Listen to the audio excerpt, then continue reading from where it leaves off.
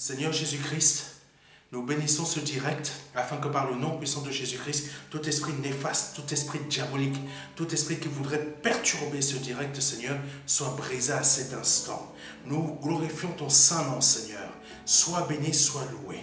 Seigneur, merci de toucher quelqu'un aujourd'hui en direct ou en différé qui va écouter ton message. Parce qu'aujourd'hui, Seigneur, tu as mis à mon cœur de pouvoir apporter quelque chose de très important pour ton peuple, de très important afin qu'il puisse l'écouter et l'entendre. Par le nom puissant de Jésus-Christ de Nazareth. Amen. Pour celles et ceux qui viennent de nous rejoindre, aujourd'hui, nous allons partager une émission qui est pour nous une première, qui s'intitule « Lève-toi et marche ». Garder sa lampe allumée. Sans plus tarder, je rentre dans le vif du sujet. Amen. Nous allons voir en ce qui concerne les 10 vierges. Quelque chose de très important, le verset sur les 10 vierges. C'est vrai que vous êtes nombreux à avoir entendu parler des 10 vierges, mais là où le Saint-Esprit va nous emmener, c'est quelque chose de très important afin qu'on puisse avancer. Parce qu'il y a beaucoup de choses que nous voyons aujourd'hui dans notre monde chrétien, qui sont des choses qui nous égarent.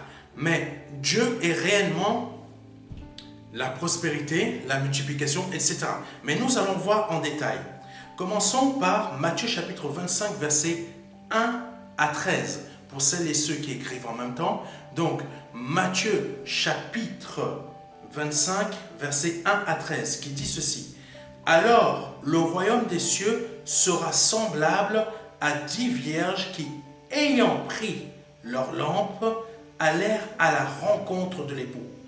5 d'entre elles étaient folles et 5 sages. Les folles en prenant, les folles en prenant leur lampe ne prirent point d'huile avec elles. » On va voir après ce que le Saint-Esprit caractérise par le fait de l'huile, parce que c'est très important, nous allons comprendre, c'est une des caractéristiques. Nous n'allons pas rentrer dans tous les détails. Amen.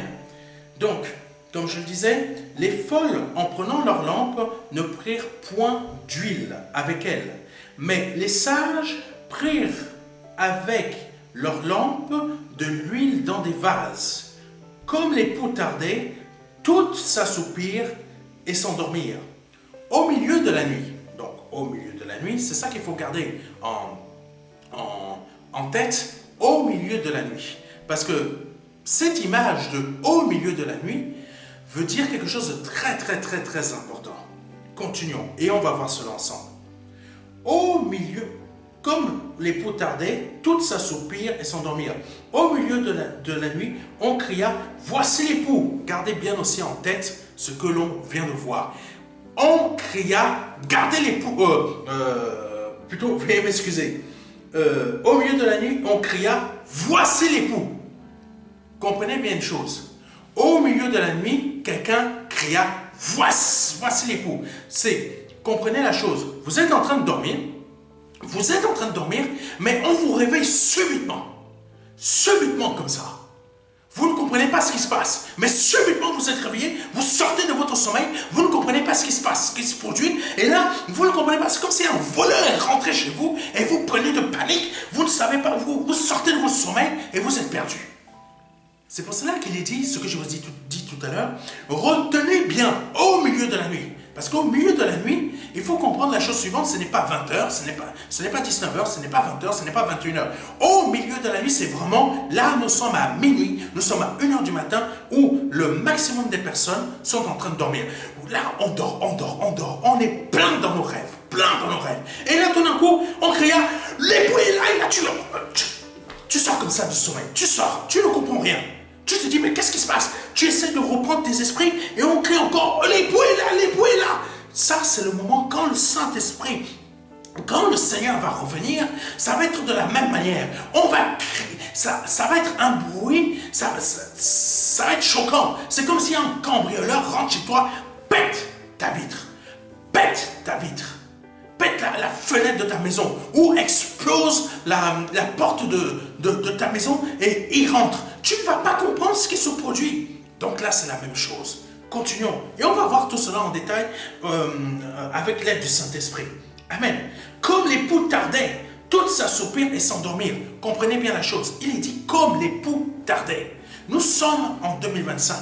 Beaucoup sont en train de se dire, l'époux est en train de tarder. L'époux est en train de tarder.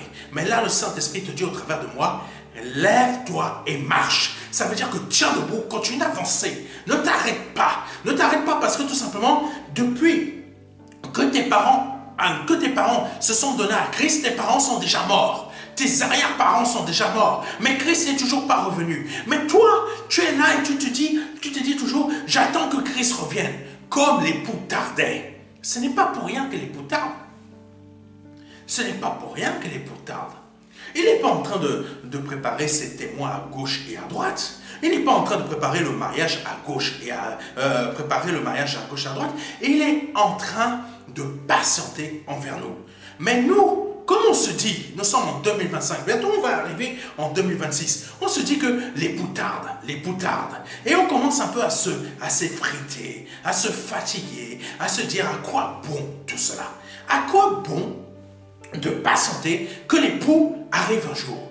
Mais un jour, cela va arriver. Dernièrement, on ne s'y attendait pas ici en France. Les années 90, nous étions sereins, nous étions tranquilles, nous étions peinards. Les années 90 passent, les années 2000 arrivent, nous sommes heureux. Pour certains qui l'ont été, l'euro est arrivé, ça va développer les moyens à gauche et à droite. Les années passent, et un jour, patatrac, une pandémie nous tombe dessus. Sans rien ni comprendre. Du jour au lendemain, ici en France, nous sommes tous fermés. On nous oblige à fermer nos assemblées. On nous oblige à fermer nos églises. On nous oblige à fermer nos entreprises. On nous oblige à rester chez soi. Même les hommes et les femmes qui étaient mariés, qui ne se voyaient jamais, qui se sont juste mariés, juste pour histoire comme ça, soyons juste ensemble. Ils ont été obligés de rester ensemble, enfermés pendant 3 mois. C'est là que monsieur a découvert que madame avait un comportement qu'il ne savait même pas d'où ça lui sort. Mais je croyais avoir épousé une top modèle. Et là, il découvre que, patatrac, tout tombe en miettes. Cette pandémie est arrivée en subitement sans qu'on s'y attende. Mais Christ, ça va être la même chose. Tu ne t'y attendais pas que du jour au lendemain, on te prive de sortie de cinéma. Tu ne t'attendais pas que du jour au lendemain, on t'empêche d'aller voyager. Tu ne t'attendais pas du jour au lendemain qu'on t'empêche à aller dans des bars, boire ton café ou boire quelque chose avec tes amis. Tu ne t'y attendais pas. Du jour au lendemain, on t'a enfermé.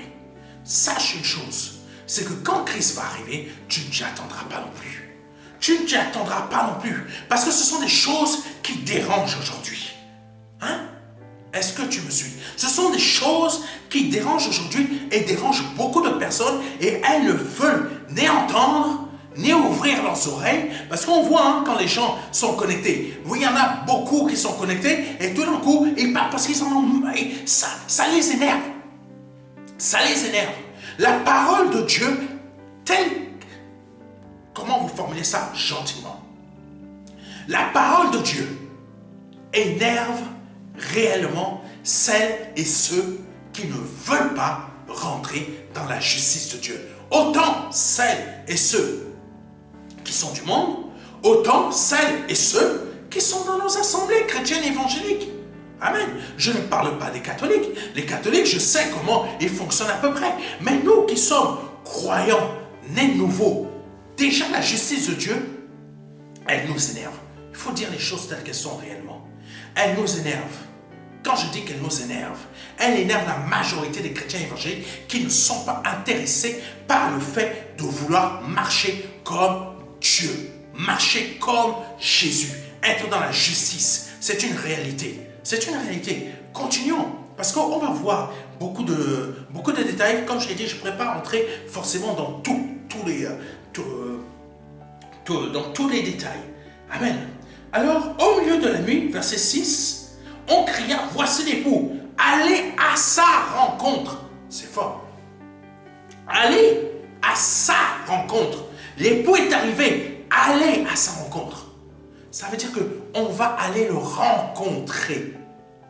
Comme il est dit dans la parole, on va aller le rencontrer. Amen. Continuons. Verset 7. Alors toutes ces vierges se réveillèrent et préparèrent leurs lampes. Les folles dirent aux sages. C'est ça qui est fort. C'est ça qui est fort. Parce que la version que je lis nous donne des détails importants. Ah, Jésus. Alors, verset 7, toutes ces vierges se réveillèrent et préparèrent leurs lampes. Toutes, donc les 5 qui sont sages, les 5 autres qui sont folles. Quelqu'un m'entend? Les 5 qui sont sages et les 5 autres qui sont folles, elles se sont toutes réveillées. En fait, là, on nous parle du fait que quand l'époux arrive, on crie d'une voix, voici l'époux.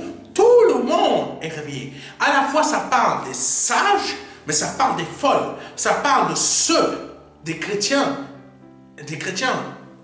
ce que je veux dire, des enfants de Dieu, éveillés, réveillés, qui ont toujours qui sont toujours à la brèche, mais ça parle aussi des autres qui sont toujours olé. C'est toujours matériel, finance, etc. Mais ça parle aussi de qui? Ça parle aussi des hommes politiques, ça parle des personnes lambda, ça parle de celui de madame ou monsieur qui sont en train peut-être de faire leurs affaires chez eux, ça parle de celui ou celle qui est en train de travailler, ça parle, mais là, quand le Seigneur arrive, tout le monde se réveille. Ça veut dire que quand Jésus va revenir, tout le monde sera au courant que le Seigneur, qu'il y a quelque chose qui se passe. Ce n'est pas normal, ce n'est pas habituel, mais il y a quelque chose qui se produit. Et là, tout le monde se réveille. Autant les folles que les sages. Parce qu'il faut comprendre la chose suivante. Quand ça parle des folles et des sages, ça parle de toute personne sur cette terre qui représente les personnes sages, mais les personnes complètement à côté de la plaque. Amen.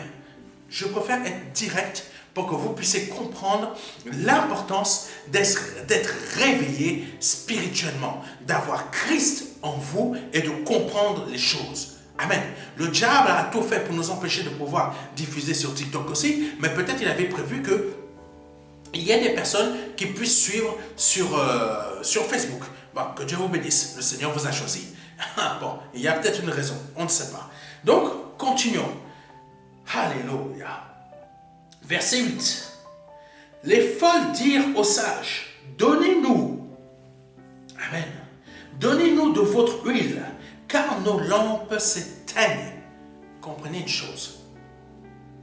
Donnez-nous de votre huile, car, écoutez bien, hein, parce que c'est très important, et je veux que celles et ceux qui sont éveillés, verset 8, c'est très important. Parfois on lit les versets, mais on ne voit pas les choses cachées qui sont derrière. Les choses cachées qui sont derrière. Et c'est très important de comprendre ces choses cachées. Parce que les folles dirent aux sages, donnez-nous de votre huile, car nos lampes s'éteignent. Mais ces lampes, ça correspond à quoi? Ça correspond à la lumière. Mais cette lumière est fournie par quoi? Elle est fournie par l'huile qu'est le Saint-Esprit. Est-ce que vous commencez à comprendre? Nos lampes brillent. Et c'est ça qu'il faut que tu puisses comprendre, toi qui me regardes peut-être pour la première fois ou qui a l'habitude et peut-être qui, comme tout le monde, suit ce direct. Nos lampes représentent notre connexion avec le Seigneur. Quelqu'un comprend? Tu es censé être une lampe. Mais pour que tu puisses brûler, qu'est-ce qu'il te faut? Pour que tu puisses avoir le carburant en toi, qu'est-ce qu'il te faut? Il faut que tu sois Jésus. Il faut que tu sois rempli du Saint-Esprit. Parce que l'huile, c'est ton carburant pour pouvoir allumer ta lumière. Parce que ta lumière, quand je te parle de ta lumière, c'est ta lumière que l'on voit. Que ça soit, on peut le voir de manière physique, on peut le voir de manière spirituelle. Mais le Saint-Esprit, qui est ta communion, parce qu'il faut comprendre la chose suivante. Pourquoi le Saint-Esprit est notre communion? Parce qu'il est marqué dans la parole de Dieu la chose suivante. C'est que le Saint-Esprit prend de ce qui est à Christ et le met en nous. Donc, prenons ce qui est à Christ et le mettons en nous, ça veut dire qu'il est en train de nous donner le carburant pour que la lumière que nous sommes, parce que nous sommes censés être l'image de Christ sur cette terre, donc pour être la même lumière, la même personne, la même image, le Saint-Esprit nous donne le carburant qu'il est, et il prend de ce qui est à Christ et nous met en nous, et il commence à produire cette lumière, et notre lumière commence à s'allumer. Quelqu'un a compris? Quelqu'un a-t-il compris? Donc tu commences à t'allumer, tu commences à t'allumer, tu commences à t'allumer, tu continues à t'allumer jusqu'à ce que tu gardes la foi qu'un jour le Seigneur Jésus-Christ va arriver. Tu t'endors, mais tu ne sais pas qu'aujourd'hui c'est là que le Seigneur va arriver. Mais tu es toujours en train de prendre, tu es toujours en train d'avoir le carburant du Saint-Esprit. Le carburant du Saint-Esprit. Et c'est quoi avoir le carburant du Saint-Esprit? Amen. C'est quoi avoir le carburant du Saint-Esprit? C'est pas aller juste prier en langue. C'est pas juste ça. Le carburant du Saint-Esprit, c'est de rester dans la justice de Dieu. Rester dans la justice de Dieu. On va aller un peu plus loin, un peu plus en profondeur tout à l'heure. C'est de rester dans la justice de Dieu. Quelqu'un me comprend? Parce que ce que le Saint-Esprit prend de Christ, en le mettant en nous, c'est des choses que tu ne cherches pas à avoir, plutôt que tu ne peux pas avoir par toi-même, mais que tu cherches que Christ te le mette en toi, et quand tu le mets en toi, tu cherches à y rester, que cette justice demeure en toi. Amen. Quelqu'un me comprend? Est-ce que quelqu'un me comprend vraiment? Continuons, parce que c'est très important. Alléluia. Les folles dirent aux sages, donnez-nous de votre huile, car nos lampes s'éteignent. Pourquoi les lampes des folles s'éteignent? Pourquoi? C'est exactement ce que nous vivons aujourd'hui. C'est exactement ce que l'on vit aujourd'hui. C'est, tu sais, les 10 vierges veut dire aussi que 5 sont prises et 5 sont laissées, mais ça veut dire aussi autre chose quand on rentre en détail. Ça veut dire aussi la chose suivante. Donnez-nous de votre huile car nos lampes s'éteignent. Pourquoi les lampes des folles s'éteignent? Ce n'est pas qu'elles sont en train de mourir, c'est tout simplement que depuis le départ, elles n'ont jamais cherché à avoir une relation avec le Saint-Esprit dans le sens où je t'ai dit, appliquer la justice de Dieu. C'est pas juste prier en langue korababaya chanter. C'est pas juste chercher à prier à 20 heures. Non, non, c'est appliquer la justice de Dieu. La justice de Dieu intègre énormément de choses. C'est pas juste aller donner sa dîme comme on veut vous faire. On veut vous faire croire aujourd'hui que la marche avec Jésus-Christ, ça se résume qu'à donner sa dîme. On vous amène à éteindre votre lampe petit à petit. Ça veut dire que l'onction qui est le carburant, ce carburant n'est pas là. Ce carburant part, ou tout simplement pour celles et ceux qui sont censés être des enfants de Dieu, bon, des chrétiens, sont des chrétiens, mais qui ne sont pas réveillés, qui ne sont pas affermis, qui ne sont pas debout, mais qui sont juste du chrétien du dimanche. Ça veut dire quoi? Que leur lampe, c'est comme une lumière qui perd de sa luminosité. Amen. C'est comme une lumière qui perd de sa luminosité. Petit à petit, bon, je ne sais pas si vous avez déjà utilisé des lampes en pétrole. Moi, j'avais utilisé, je me souviens que j'ai utilisé ça parfois, j'ai déjà utilisé ça. Donc je connais. Quand le pétrole, on mettait le pétrole à l'intérieur. Quand le pétrole n'était pas suffisant, tu commences à voir la petite mèche de la lampe qui commence à se fatiguer petit à petit, petit à petit, petit à petit. Les chrétiens du dimanche, c'est ça. Vous êtes en train de vous épuiser petit à petit. Je ne vous critique pas, mais je vous montre les choses afin que vous puissiez les comprendre. Afin que vous puissiez vraiment percevoir la réalité de Dieu, qui est la chose suivante. Vous êtes en train de vous éteindre petit à petit comme cette mèche qui perd son pétrole. Son pétrole, il n'y en a pas. Et ça se vide, ça se vide, ça se vide. Et si tu ne remets pas rapidement le pétrole, ta mèche va s'éteindre. Et c'est ça qu'il faut éviter. Tu peux être un chrétien aujourd'hui où ta mèche est peut-être en train de s'étendre, elle est peut-être en train de se fatiguer, mais si elle s'éteint complètement, que là c'est terminé, c'est foutu, comment tu vas faire? Comment tu vas faire quand Jésus va arriver? Comment tu vas faire? Et là, tu commences à demander à tes frères et à tes sœurs, ou les gens qui sont dehors, là, qui ne connaissent pas Jésus-Christ, qui commencent à venir aller voir les chrétiens réveillés, les chrétiens que tout le monde déteste, qu'on vous met de côté, qu'on n'aime pas vous voir, parce que tout simplement, vous êtes trop alerte. Trop alerte, trop dans la chrétienté, trop. Tu ne veux pas faire n'importe quoi. Donc, on te met de côté. Mais ce jour-là, quand Christ va arriver, toi qui n'as pas préparé ta lampe, tu vas arriver, tu vas commencer à dire, s'il te plaît, donne-moi un peu de ton huile. Ça veut dire quoi? Donne-moi un peu de ton Saint-Esprit, de ton Esprit Saint, pour que moi aussi, je puisse être accepté. Tu diras non. Tu diras à ce chrétien-là, peut-être il est assis à côté de toi, sans prise, sans glisser, qui venait à l'église, assis à côté de toi. Mais toi, je t'ai vu tous les dimanches. Donc, en fait, tu étais venu jouer la comédie. Tu étais en train de venir faire le petit comique à l'église. En fait, c'était ça que tu faisais. Aujourd'hui, tu vois que Jésus-Christ est réel, que là, il se manifeste de manière physique. De manière physique, il est passé du spirituel au visible, et là tu commences à comprendre que non, c'est vrai, s'il te plaît, là, donne-moi un peu de ton Esprit Saint, donne-moi un peu de ton Esprit Saint. C'est impossible. Déjà, même si quelqu'un te demande, tu dis non, catégorique. Quoi? Vois comme si tu as plus de 30 millions d'euros dans le compte et quelqu'un qui est en train de jouer à la comédie depuis longtemps, bon, tu comprends ce que je veux dire, comprends bien ce que je veux dire, qui joue à la comédie depuis longtemps à l'église, et un jour, il voit que c'est la fin du monde, donne-moi un peu d'argent pour que moi aussi je puisse payer mon billet d'avion afin de rentrer dans ce bateau. Tu diras non. Parce que quand il fallait que tu sois réveillé, que tu gagnes ton argent, que tu commences à multiplier dans la foi, que tu commences à grandir dans la foi, où tu étais? Où était ton cœur? C'est ça. C'est ça que ça veut dire. Il faut que ton cœur soit réveillé. Il faut que cette huile, qui est le Saint-Esprit, t'habite réellement. Parce que le Saint-Esprit n'habite pas tout le monde. Le Saint-Esprit n'est pas en demi-mesure.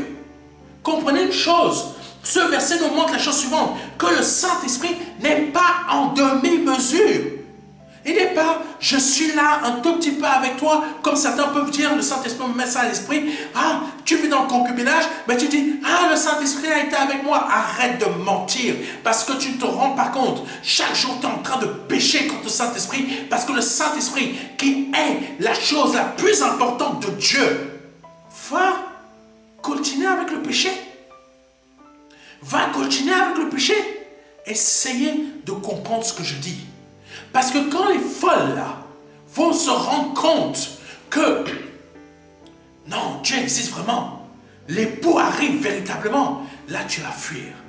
Tu vas commencer à chercher. Tu vas commencer à chercher à droite. Donne-moi un peu d'huile. Donne-moi un peu de ton Saint-Esprit. Donne-moi un peu de ci. Ce n'est pas possible. Alors qu'est-ce qu'elles vont faire? Elles vont commencer, continuons le verset. Continuons le verset parce que c'est très important. Les sages répondirent, oh, Jésus, écoute-moi bien. Voici, tu peux être choqué de ce que je t'ai dit tout à l'heure. Ça peut être un membre de ta famille.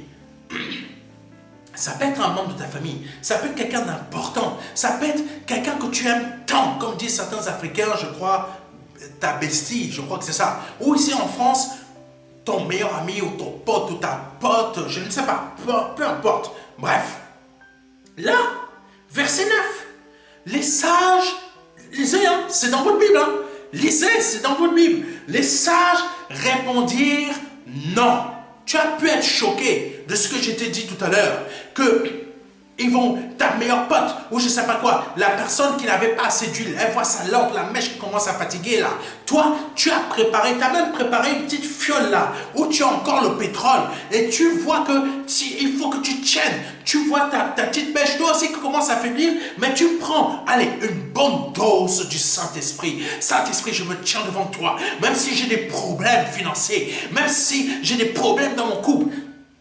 Même si mes enfants vont à droite, même si mes enfants vont à gauche, même si j'ai un problème professionnel, même si je suis malade, même si je n'ai pas encore obtenu ma guérison, même si je n'ai pas encore obtenu mon mariage, même si je n'ai pas encore, mais là j'ai toujours ma fiole avec l'huile bien remplie. Quelqu'un peut me sortir un amen. Alléluia. J'ai toujours ma fiole bien remplie. Et quand je vois que les situations dans ma vie m'affectent aussi personnellement. Peut-être tu as perdu ton épouse, peut-être tu as perdu ton époux, ou je ne sais pas quoi, quelque chose s'est produit dans ta vie. Ta mèche se fatigue aussi un peu. Mais toi, tu te réveilles à nouveau. Tu dis, non, Saint-Esprit, je ne laisserai pas cette situation me mettre à terre. Parce que la chose la plus importante dans ma vie, ce n'est pas l'argent que je peux avoir, que je peux gagner, ou l'argent que je veux gagner, c'est que je ne veux pas que ma mèche s'éteigne pour qu'un jour, mon nom soit enlevé du livre de vie. Est-ce que quelqu'un peut comprendre ça? Lève-toi et marche. Que ton nom reste toujours attaché au livre de vie. Donc, qu'est-ce que tu fais? Toi, tu pries là-dedans. Tu pries dans ce sens-là. Tu restes à la brèche, comme la parole de Dieu nous le dit. Et là, tu prends la fiole. Tu remplis ta lampe. Et tu veilles à ce qu'elle reste toujours allumée. Les folles, moins de problèmes, elles ont lâché. Elles sont chrétiennes. Chrétiennes du dimanche, chrétiens religieux. Quelqu'un comprend? Chrétiens juste pour faire, c'est un phénomène à la mode. C'est un phénomène à la mode. Phénomène à la mode où je suis chrétien, né de nouveau, je suis là, ma mère est chrétienne, etc. Tu passes, bref, tout le monde est chrétien, même jusqu'au chat. Tu veux montrer que même les anciens qui passent chez toi sont devenus chrétiens en passant. Tu veux simplement montrer que toi aussi tu es chrétien. Mais le fait, c'est que tu es religieux. Tu es un chrétien du dimanche. Et ta lampe se fatigue. Amen. Ta lampe s'épuise. Et là, tu vois les sages. Et tu lui demandes, prête-nous un peu. Prête-moi un peu. Prêtez-nous un peu de votre huile. Et le verset 9 de Matthieu chapitre 25 dit ceci. Les sages répondirent non. C'est marqué. C'est marqué, je n'invente pas. Les sages répondirent non. Et il n'y en aurait pas assez pour nous et pour vous. Allez plutôt chez ceux qui en vendent et achetez-en pour vous. Waouh! Waouh! Tu n'as pas, pendant les moments où il fallait veiller, nous sommes déjà à la nuit. Nous sommes la nuit bien avancée. Mais nous allons arriver vers minuit, 1h ou 3h du matin. Mais entre minuit et 3h du matin, vers quelle heure le Saint-Esprit arrive? Vers quelle heure le Seigneur Jésus-Christ arrive? Vers quelle heure le Seigneur Jésus-Christ arrive? Aucun de nous ne le sait. Mais les sages, nous avons préparé. Nous sommes restés debout. Nous avons fait en sorte que nous restions toujours là. Je garde ma lampe allumée. Je garde ma lampe allumée. Je garde ma lampe allumée. Tu restes là toujours debout. Mais les folles, elles n'ont pas préparé. Elles n'ont pas su résister à l'épreuve. Elles n'ont pas su résister à l'épreuve. Elles n'ont pas su mettre leur foi debout quand les moments difficiles sont arrivés. Tu sais, toi qui m'écoutes, David a eu des épreuves terribles. Je veux te montrer que David, si le Seigneur revenait en son temps, David allait être sauvé. Parce que David faisait tout. Tout ce qui était possible. Il n'était qu'un homme comme toi et moi. Il n'était qu'un homme comme toi et moi. Aujourd'hui, tu sais ce qu'on me dit?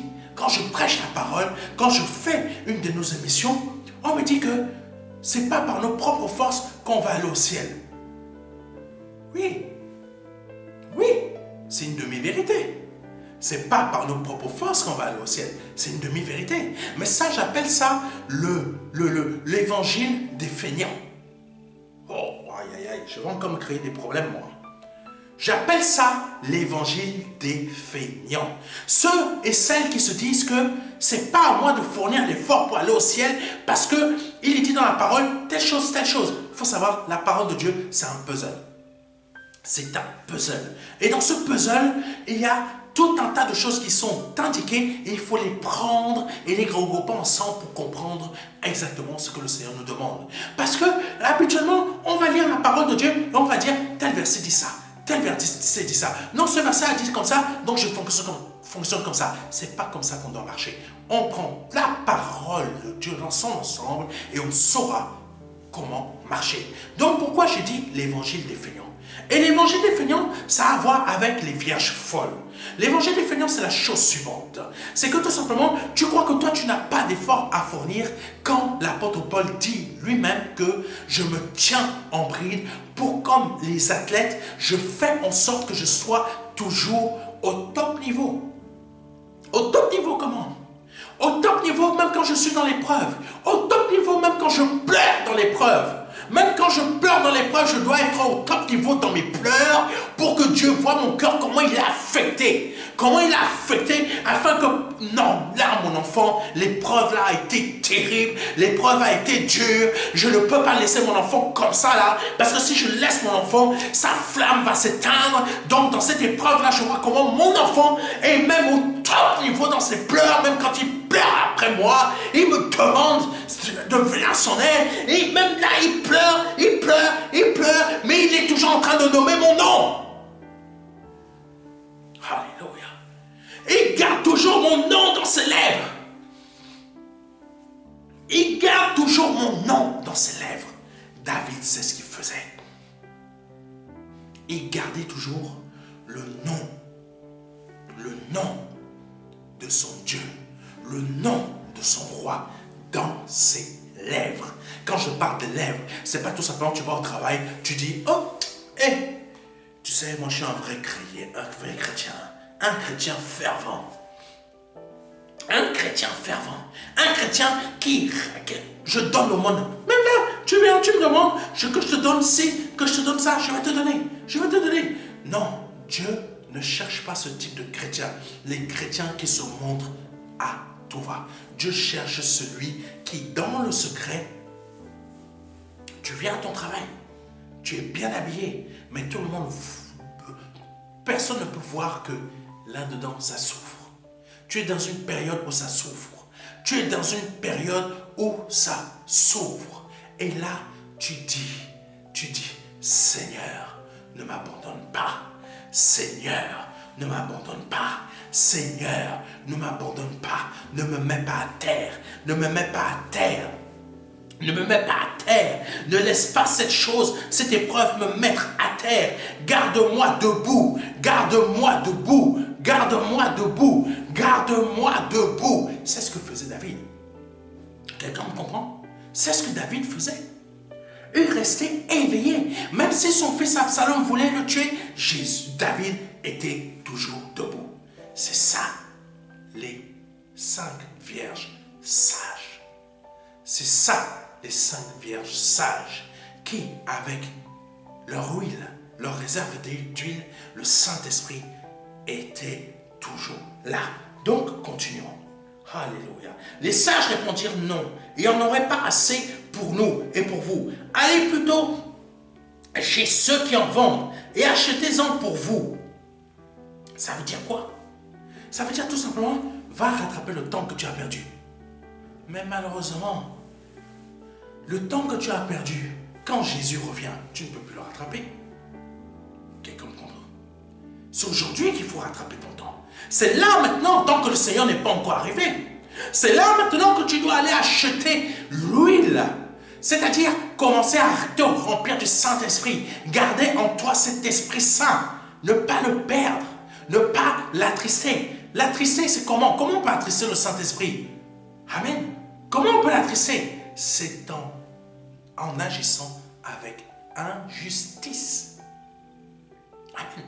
Et on va voir comment beaucoup de chrétiens aujourd'hui agissent avec injustice. Ça va vous choquer. Ça va vous choquer d'une manière. Et là, soit vous chercherez à me crucifier sur place. Bon, ça va être difficile. Soit vous allez me boycotter d'une manière. Mais ça va être la réalité que je vous dis. Amen. Continuons. Alléluia. Pendant qu'ils allaient en acheter. Amen. Verset 10. qu'elles allaient en acheter. Quand l'époux est arrivé, il était déjà en chemin. Tu veux en acheter, tu vas chercher un magasin, mais les magasins sont fermés. Les magasins sont fermés. Et là, tu vas chercher encore où je peux trouver, quel est l'homme de Dieu que je peux trouver, où je peux gagner, avoir de l'huile. Et là, tu te souviens, mais j'ai ma voisine là, elle habite au palier de chez moi, je vais aller frapper à la porte. Mais ta voisine est déjà parmi les 5 vierges sages. Elle n'est pas dans son appartement. Mince, elle n'est pas là. S'il te plaît, je ne veux pas aller en enfer avec le diable. Je ne veux pas aller servir de croque-monsieur ou croque-madame. Je vous mets un peu d'humour pour que vous puissiez comprendre. Mais tu vas être mangé. C'est vrai, c'est une réalité. Tu ne sais pas ce que c'est qu'un ange déchu. C'est très dangereux. Il a de la colère en lui. C'est quel type de colère qu'il a en lui. On va voir après qui est Satan en réalité. Mais qui il était aussi avant. Pardonnez-moi, ça va être un peu long. Je veux vraiment que vous compreniez les choses. Le Saint-Esprit veut vraiment que vous compreniez les choses au travers de moi. Alléluia, ça va pas être long, non. Mais il faut comprendre des choses. Il faut que je vous dise toutes les choses telles que le Saint-Esprit veut que je vous les dise. Amen. Tu vas aller frapper à la porte du palier de ta voisine. Mais ta voisine, elle est parmi les 5 vierges sages. Tu te souviens? J'ai mon cousin là-bas. Je vais aller, toi tu habites où? Imaginons que tu habites à Rouen. Et tu te dis, mon cousin, il habite à Saint-Denis. Habituellement, tu ne vas jamais le voir. Tu as ton cousin là-bas, il aimerait bien voir sa cousine. Ou son cousin. Il aimerait bien te voir. Mais habituellement, il ne te voit jamais. Même pas un coup de fil. Est-ce que tu vas? Comment tu vas? Est-ce que tu vas bien? Ou tout simplement les Antillais. Café. Comment? Café. Ça va, tout va bien? Tout se porte à merveille. Tu n'as jamais un coup de fil. Jamais. Et là, comme ton cousin ou ta cousine, ou ton frère ou je ne sais pas qui, ta meilleure bestie, que tu disais que c'est ta bestie, c'est ta meilleure amie, elle t'appelle jamais là, elle t'appelle. S'il te plaît, donne-moi un peu de ton huile. Donne-moi un peu de ton huile. Et là, ta bestie ou ta cousin, ton cousin ou ta cousine dit, moi je suis déjà devant la maison du roi. Parce que le roi arrive. Et toi, tu es parti de Rouen. De Rouen. Et il faut comprendre un truc. Ce qui m'a beaucoup choqué dans ce verset. Bien que beaucoup vont voir Jésus. On va tous le voir. Bon comme méchant, bon comme mauvais. Mais il n'y a qu'un seul lieu où on pourra aller à sa rencontre. Est-ce que vous vous êtes rendu compte de cela? Parce que quand les vierges folles sont parties chercher la recharge pour recharger leur lampe, est-ce que quand elles ont rechargé leur lampe, de là où elles étaient, elles ont pu rentrer dans là où elles allaient rencontrer le Seigneur, le roi, de là où elles avaient trouvé un peu de recharge? Dites-moi. Non. Parce que tout simplement, ça veut dire que à la rencontre du Seigneur, ça veut dire qu'il y aura un seul lieu à la rencontre du Seigneur. Et ce lieu, c'est quoi? C'est Jésus. Et dans la parole de Dieu, il nous a parlé du fait que c'est dans le ciel qu'on ira à sa rencontre. On va tous le voir.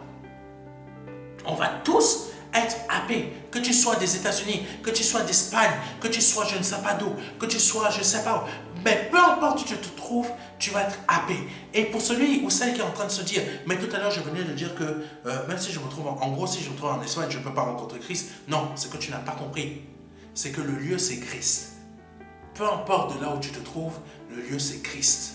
Et là, quand le verset nous parle, c'est des vierges folles qui n'avaient pas Christ en elles, bien qu'elles pouvaient se dire aussi, moi je suis une bonne femme juive.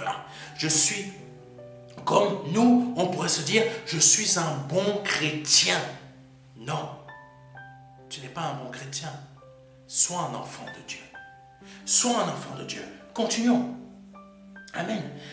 Verset 10 qui dit ceci. Pendant qu'elles allaient en acheter, l'époux... Ah, Jésus. Amen. Quelqu'un me comprend? Verset 10, pendant qu'elles allaient en acheter, l'époux arriva. Continuons. Celles qui étaient prêtes entrèrent avec lui dans la salle des noces et la porte fut fermée. Pendant qu'elles allaient en acheter, il n'est pas dit qu'elles en avaient acheté. Quelqu'un me comprend? Le verset 10 dit pendant qu'elles allaient en acheter. Pendant qu'elles allaient chercher le moyen de pouvoir aussi avoir le Saint-Esprit.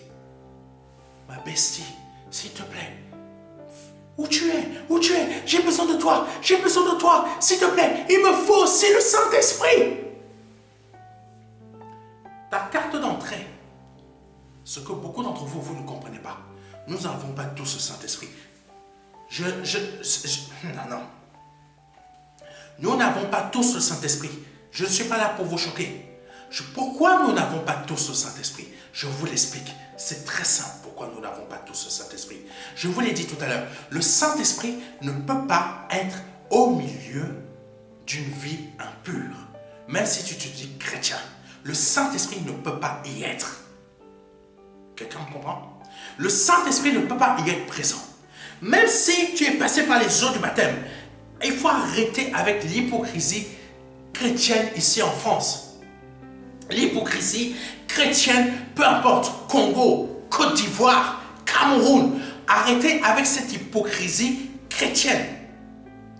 Quand on est de nouveau, on est censé être rempli du Saint-Esprit parce que c'est le Saint-Esprit qui provoque en nous cette nouvelle création. Parce que l'Esprit du Seigneur est ici avec nous. Mais répondant vous-même, vous pensez que l'Esprit du Seigneur peut continuer à demeurer en nous quand il a dit lui-même des gens,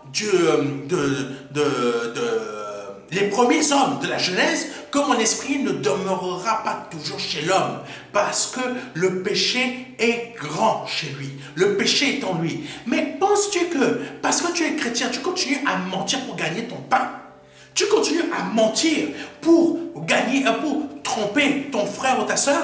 Tu continues à mentir en faisant croire que tu marches dans la lumière au lieu que tu marches toujours dans les ténèbres? Tu vas toujours voir le sorcier du coin? Tu vas toujours regarder la sorcellerie? Tu vas toujours pratiquer la sorcellerie? Tu vas toujours voir le voyant? Tu vas toujours lire l'horoscope?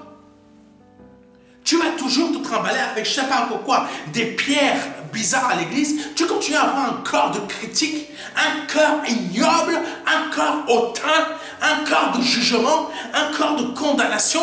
Tu crois que le Saint-Esprit habite toujours en toi? Tu veux être un chrétien religieux au lieu que Dieu te dit que je suis vivant et je veux que tu sois vivant. Et quand je suis vivant, je te montre que je suis vivant en te donnant mon Esprit Saint. Mais toi, par tes actions, tu prends le Saint-Esprit, tu le rejettes parce que tu ne veux pas marcher en justice avec Dieu. On va aller loin, mes frères et mes sœurs. Parce qu'il faut vous préparer. Le ciel, là, il est réel. Vous rigolez beaucoup. Certains d'entre nous, on rigole beaucoup avec l'affaire du ciel, là.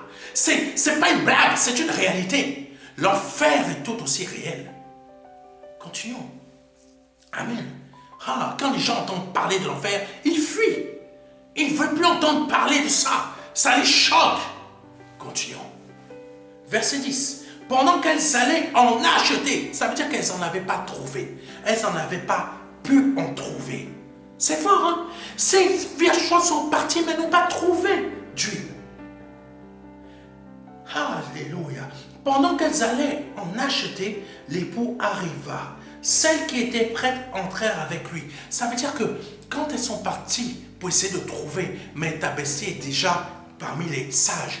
Toi, tu es en chemin, mais l'époux est arrivé et ta bestie, ta meilleure pote, ton cousin, que toi tu étais à Rouen, tu voulais aller à Saint-Denis pour le retrouver, mais lui, il était parti retrouver déjà le Seigneur. Le Seigneur l'avait déjà happé. Pourquoi il l'a happé? Pour que tu n'aies pas le temps. pour que tu n'aies pas le temps, comprends-moi, pour que tu n'aies pas le temps, tu vas trouver ça méchant. Ce n'est pas méchant. Là, le Seigneur te donne le temps. Est-ce que tu as entendu un bruit de trompette ou un bruit énorme et tu vois le ciel s'ouvrir comme ça? Bah! Est-ce que tu le vois? Là, à cet instant, est-ce que tu le vois? Non, c'est encore le temps pour toi. C'est encore le temps pour toi de décider de changer ton injustice en injustice. De devenir un très bon économe. Parce que quand tu seras passé à côté, il n'y aura plus de solution. Continuons. Alléluia. Ah, Jésus soit béni. Celles qui étaient prêtes, verset 10, entrèrent avec lui dans la salle des noces et la porte fut fermée. Plus tard, les autres vierges vinrent et dirent, Seigneur, Seigneur, ouvre-nous. Seigneur, Seigneur, ouvre-nous. C'est le moment, là, maintenant, de te remplir du Saint-Esprit. De remplir du Saint-Esprit. Et ne pas le faire fuir avec ton injustice, mais de garder la justice de Dieu, de chercher sa justice et que tu y demeures. C'est comme ça que le Saint-Esprit va y demeurer en toi. Le Saint-Esprit ne demeure pas en toi quand tu dis que je suis né nouveau, je suis chrétienne, mais que tu es toujours dans l'injustice, dans le genre où je suis chrétienne né nouveau. Je suis chrétienne né nouveau. J'aime trop cet homme-là. On n'est pas encore mariés, mais j'aime quand on fait nos bêtises. Je ne peux pas me séparer de lui, mais on fait, comme on disait, mon directeur à l'Institut de théologie biblique, Monsieur Maurice, il disait, quand il prêchait, touche pipi. T'aimes faire tes petites touches pipi. Tu n'es pas marié, mais tu fais. Hein? C'est vrai, non? Tu vas me traiter de menteur? Je ne parle pas à tout le monde, hein. Il y a certains qui sont concernés par ça. Tu fais les touches pipi. Et après, tu critiques ton frère. D'autres, tu critiques comme ça. Tu crois que le Saint-Esprit va demeurer en toi?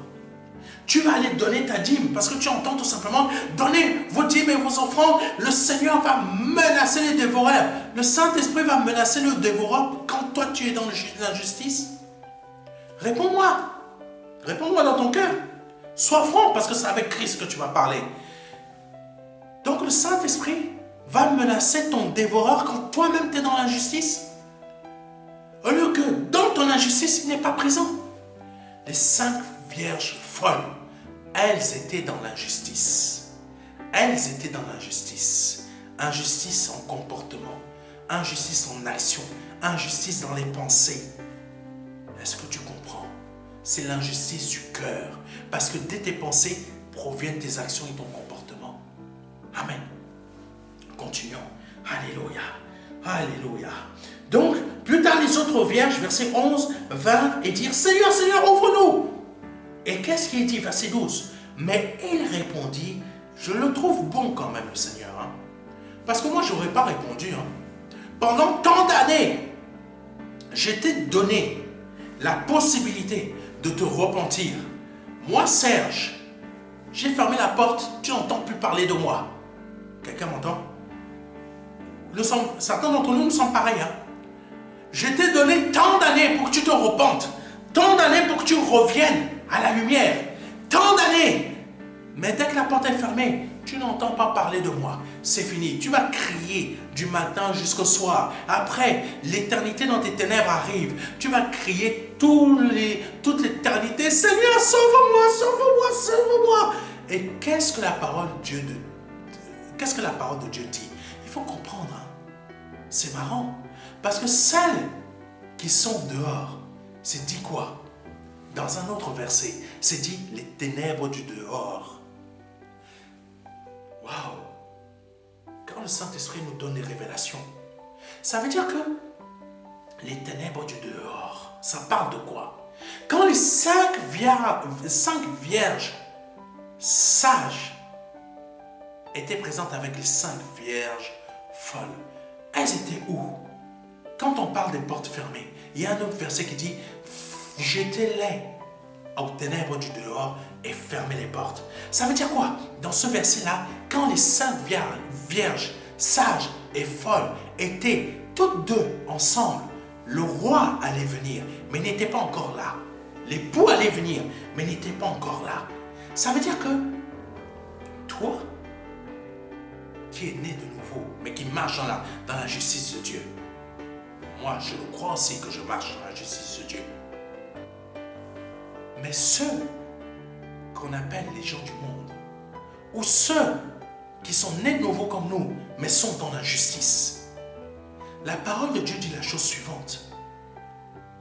Dans les ténèbres du dehors. Ça veut dire que dans ce monde visible, nous sommes déjà dans des ténèbres. Quelqu'un me comprend? J'étais dans les ténèbres du dehors. Ça veut dire que quand le lieu, là où on doit rentrer, et quand les portes se ferment, ce lieu-là, on est sorti des ténèbres. Quelqu'un me comprend? Est-ce que quelqu'un me comprend?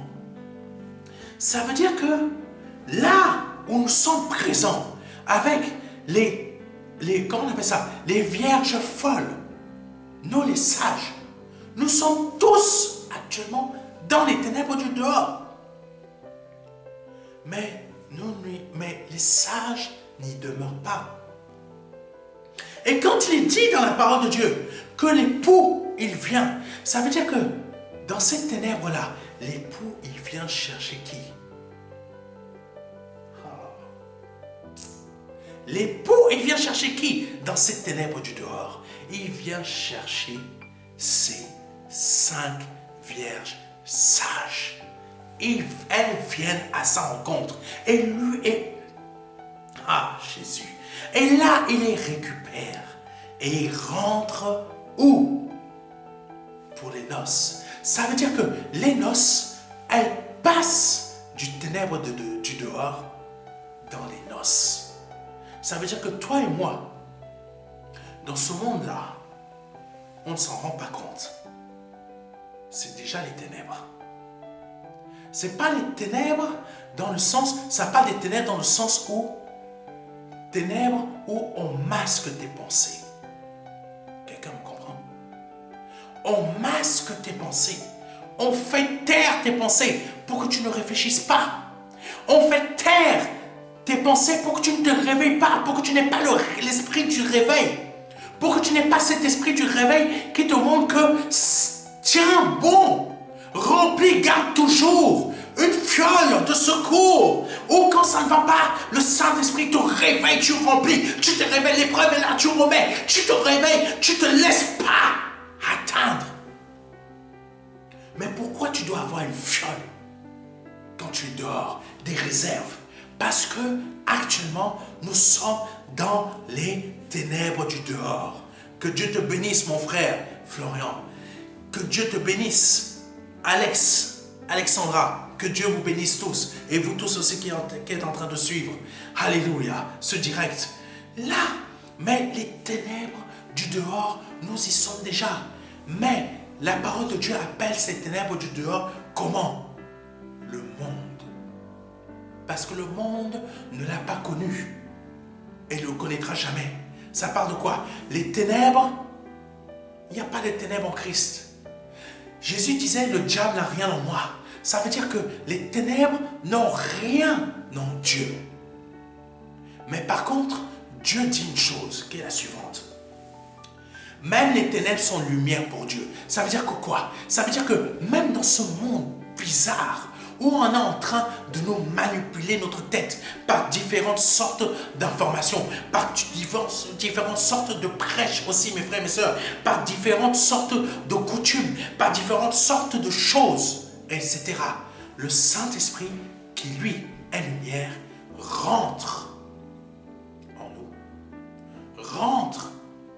Arrive à rentrer dans ces mondes des ténèbres pour venir chasser les ténèbres de notre tête et remettre la lumière.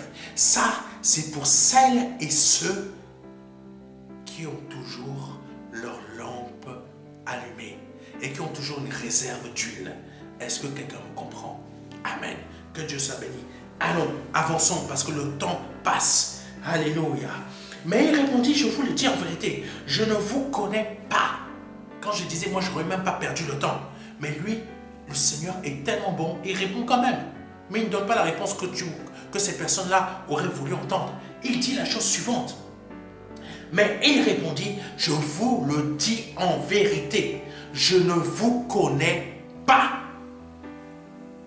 Je ne vous connais pas. Waouh. Ça fait 40 ans que tu es à l'église. Et le Seigneur va te dire, il ne te connaît pas. Pourquoi? Parce que toi, tu as appris le fait que d'être depuis 40 ans à l'église ou attaché à ton pasteur. Vous savez, il y a dernièrement, j'avais fait une émission qui a été beaucoup suivie sur Facebook, très peu sur notre chaîne de télévision, très peu. Peut-être un jour ça va marcher, mais je pense que cette émission a beaucoup dérangé. Mais ce qui a été surprenant, ce qui a été très surprenant, c'est que j'ai parlé du pasteur Marcelo Tounasi. Je parlais du fait que les gens, moi, pasteur Serge, je vais aller organiser un séminaire, il n'y aura personne. Il n'y aura personne. Personne ne viendra dans cette assemblée. Personne ne viendra dans cette salle. Parce que tout simplement, je ne suis pas le pasteur Tounasi.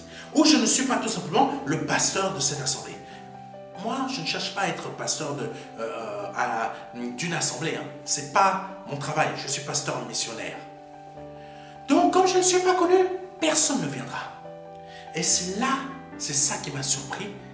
Et j'ai prêché là-dessus. Et j'ai dit, si c'est le pasteur Marcelo, c'est venu tout seul. Si c'est le pasteur Marcelo Tounasi, par contre, vous allez être présent. Présent par milliers. Présent par milliers. Et là, je suis arrivé au fait de dire que vous faites de l'idolâtrie. De l'idolâtrie des hommes de Dieu, vous en faites. De l'idolâtrie de vos pasteurs, vous en faites. Vous êtes là quand le pasteur est là. Mais quand le pasteur n'est pas là, l'assemblée est vide. Amen. Quand le pasteur n'est pas là, l'assemblée est vide. Mais quelqu'un va me dire, pourquoi je parle alors du pasteur Marcelo Tounasi? Parce que tout simplement, après cette émission, je ne sais pas comment le pasteur Tounasi a fait pour... je ne sais pas, il a dû l'entendre quelque part, mais il a commencé à parler de la même chose. Il est arrivé ici sur Paris, la compassion sur Paris. Il a dit la même chose, avec ses mots. Il est allé à compassion à la Bruxelles, il a dit la même chose. Il est allé à la compassion Maison Mère à Kinshasa, il a dit la même chose. Ça veut dire que quand le Saint-Esprit est passé au travers de moi pour libérer cette parole a parti jusqu'aux oreilles du pasteur Marcelo. Ça veut dire quoi? Ça veut dire tout simplement, vous cherchez l'homme, vous ne cherchez pas Jésus. Et les vierges folles, cherchez l'homme, elle ne cherchait pas à être sauvée. Continuons. Alléluia. Je ne peux pas aller plus en détail parce qu'on a beaucoup de choses à voir et ça fait déjà un certain temps que je prêche et nous allons aller beaucoup plus loin. Verset 13 pour terminer dit ceci. Veillez donc puisque vous ne savez ni le jour ni l'heure. Le Seigneur m'a demandé de vous parler d'un autre point. Ce point suivant qui dit ceci. Que ton amour gagne en pleine connaissance. Que ton amour gagne en pleine connaissance. Philippiens chapitre 1, verset 9 à 11. Je vais aller très rapidement. Philippiens chapitre 1, verset 9 à 11. Qui parle de la pleine connaissance de l'amour. Et le Seigneur, dans ce thème qui est garder sa lampe allumée, il veut nous parler aussi du fait que notre amour, que ton amour gagne en pleine connaissance. Donc, voici le verset, il dit ceci. Et voici ce que je demande dans mes prières. Et voici ce que je demande dans mes prières. Et voici ce que je demande dans mes prières. C'est que votre amour gagne de plus en plus en pleine connaissance et en parfait discernement pour que vous puissiez discerner ce qui est important. C'est très important ce que je suis en train de vous dire. On reprend le verset pour que vous puissiez comprendre. Et voici ce que je demande dans mes prières. C'est que votre amour gagne de plus en plus en pleine connaissance. Ça, c'est la justice qui participe aussi à ce qu'on recharge notre lampe pour qu'elle ne s'éteigne point. Alléluia. En pleine connaissance et en parfait discernement on a besoin du Saint-Esprit pour que dans nos ténèbres, là-dedans, le Saint-Esprit nous aide à voir la lumière. Que vous puissiez discerner ce qui est important. Ainsi, vous serez purs et irréprochables au jour de Christ, où vous paraîtrez devant lui chargés, les vierges, où vous paraîtrez devant lui chargés d'œuvres justes. Alléluia. Où vous paraîtrez chargés, oh Jésus, vous paraîtrez devant lui chargés d'œuvres justes. Ce fruit que Jésus-Christ aura produit en vous, à la gloire et à la louange de Dieu. Il nous reste 2 points à voir et il nous reste 2 derniers points et nous aurons terminé. Mais là, nous sommes au milieu. Ce verset nous dit tout simplement que, et voici ce que je demande, c'est que votre amour gagne de plus en plus en pleine connaissance. Ton amour, l'amour que nous avons, que nous portons pour Dieu, aime Dieu de toutes tes forces, de toutes tes pensées, et aime ton prochain comme toi-même. Les deux vont ensemble. Parce que si tu aimes ton prochain comme toi-même, tu aimes Dieu, et tu vas forcer, et par corrélation, tu vas aimer Dieu de toutes tes pensées, de toute ton âme, de tout ton désir, de tout ce que tu es, tu vas aimer Dieu. Quelqu'un me comprend? Tu vas aimer Dieu. Et là, le Seigneur nous dit que notre amour, que votre amour gagne de plus en plus en pleine connaissance. Ce n'est pas l'amour que nous portons à Christ, que nous portons à Dieu, c'est un amour qui, quand le Saint-Esprit, comme je l'ai dit tout à l'heure, va chercher de ce qui est à Christ et nous le met en nous. Ça veut dire quoi? Ça veut dire que cet amour que nous portons à Christ, c'est cet amour qui va nous faire grandir dans la connaissance de Christ. Le Saint-Esprit va aller chercher de ce qui est à Christ, en lui, dans ses profondeurs, et nous l'apporter. Ça veut dire quoi? Il va nous apporter le développement en connaissance. En connaissance dans les choses spirituelles. En connaissance dans les choses terrestres. Pour qu'on ne se fasse pas avoir. Parce que le diable a cherché à piéger le Seigneur Jésus-Christ. Mais comme le Seigneur, il aimait Dieu, et c'est ce verset qu'il faut que vous puissiez comprendre, c'est ce verset qui va vous aider à comprendre ce dont on est en train de voir là, que notre amour va nous faire grandir en connaissance. Comme le Seigneur aimait tellement le Père, quand le diable est venu, il a montré toutes les richesses d'Israël.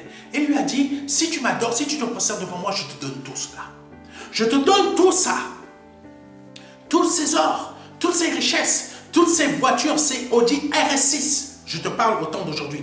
Je te donne ces Audi RS6. Je te donne la BMW AMG.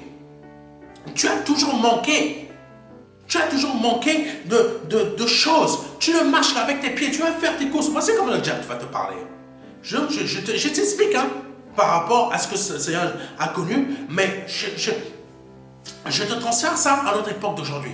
Tu prends toujours le bus pour aller là-bas. Mais si tu te prosternes devant moi, je vais te donner la voiture de tes rêves. Je vais te donner la RS6, la AMG, la Peugeot 3008, je ne sais pas quoi, la voiture de tes rêves. Même la Tesla, là, 1000 chevaux. Je ne sais pas à quoi ça sert d'avoir une voiture 1000 chevaux. Même 340 chevaux, je ne sais pas à quoi ça sert. Mais 1000 chevaux. Pour que tu ailles plus vite. En une seconde, aller au champ, tu fais tes courses et tu rentres chez toi en une seconde. Même le feu rouge ne prend pas t'arrêter. Si tu te prosternes devant moi, je te donne ça. Je ne te donnerai pas qu'une voiture. Je t'en donnerai 10. Et je ne te donnerai pas que 10 voitures. Je te donnerai 4 appartements de 8 pièces chacune. Piscine, chauffée, jacuzzi, sous-sol. Je te donnerai même la femme de tes rêves, le mari de tes rêves. Je te donnerai même les enfants de tes rêves. Je te donnerai tout si tu te prosternes devant moi, toutes ces richesses. Mais sais-tu que beaucoup de chrétiens se sont laissés tenter? Quand je dis tenter, ils se sont prosternés. Ça, c'est les vierges folles. Amen. Ça, c'est la justice. Mais Jésus représente dans ce verset-là les vierges sages. C'est-à-dire que, comme j'aime mon Dieu, comme il est dit ici, dans Philippiens chapitre 1, verset 9 à 11, c'est que votre amour gagne de plus en plus en pleine connaissance et en parfait discernement. Le Seigneur a répondu à Satan par la parole. Et il a chassé Satan comme ça. Et il ne s'est pas prosterné. Tu adoreras que l'Éternel, que le Père seul, que Dieu seul. Tu ne te feras pas d'autre Dieu. Voici ce que c'est que d'aimer et de grandir en parfaite et en pleine connaissance et discernement. On cherche la justice de Dieu. Mais dans ce pays ici en France, malheureusement, ce qui représente les vierges folles aussi, ce sont des personnes qui arrivent, qui font exprès. J'appelle ça l'évangile des feignants. Qui font exprès de ne pas vouloir comprendre ce qu'est l'idolâtrie dans notre siècle présent. Dans l'idolâtrie dans notre siècle présent, ils savent très bien que ce qu'ils font, rechercher à avoir un meilleur boulot, rechercher à avoir un meilleur salaire, rechercher le mariage avant de chercher la justice de Dieu. Ils savent que c'est la justice de Dieu que je dois chercher en premier. Mais ils cherchent le travail en premier. Ils cherchent, je ne dis pas que tu ne dois pas travailler. Je dis simplement que la justice de Dieu est la priorité dans ta vie. Et Dieu te donnera tout après. Par-dessus, pas après, te donnera par-dessus. Parce que tu as su comprendre quelle est la priorité dans ta vie. Et là, le Seigneur te donne les choses quand tu cherches la justice. Mais là, ce que j'appelle l'évangile des feignants, ce sont celles et ceux qui ne veulent pas écouter ce que le Père dit. L'idolâtrie, ce sont les biens matériels que tu cherches. Et quand on te parle de cela, tu fais une fermeture de tes oreilles. Et là, tu deviens quoi? La vierge folle. Tu deviens la vierge folle dans le sens où tu ne veux plus entendre ce que le Père te dit. Mais quand le Père va libérer, va demander à son Fils, pas libérer, va dire au Seigneur, ça y est, c'est le moment, mon enfant. Va chercher tes frères. Va les chercher, tes frères. Ceux qui sont à ta ressemblance. Quand tu vas le voir arriver, c'est là que tu vas dire, Seigneur, Seigneur, je veux me libérer de tout ce que je possède, de tout ça. Et c'est là qu'il faudra, dans les faits, vendre tout ce que tu possèdes pour gagner Christ. Mais quand tu seras sur le chemin pour gagner Christ, donc les vierges folles, elles seront parties pour acheter de l'huile. Sur leur chemin, le Seigneur sera déjà arrivé. Ça veut dire quoi? Tu ne peux pas être libéré aussi facilement comme ça des idoles que tu as mis dans ton cœur. Je répète à quelqu'un. Tu ne peux pas être libéré aussi facilement des idoles, des biens matériels, des biens financiers et de tout ce que tu recherches en une fraction de seconde. Par contre, en une fraction de seconde, le Seigneur aura récupéré les siens. Est-ce que tu as compris? C'est aujourd'hui que tu dois changer. Donc, continuons le verset. De Philippiens, chapitre 1, verset 9 à 11.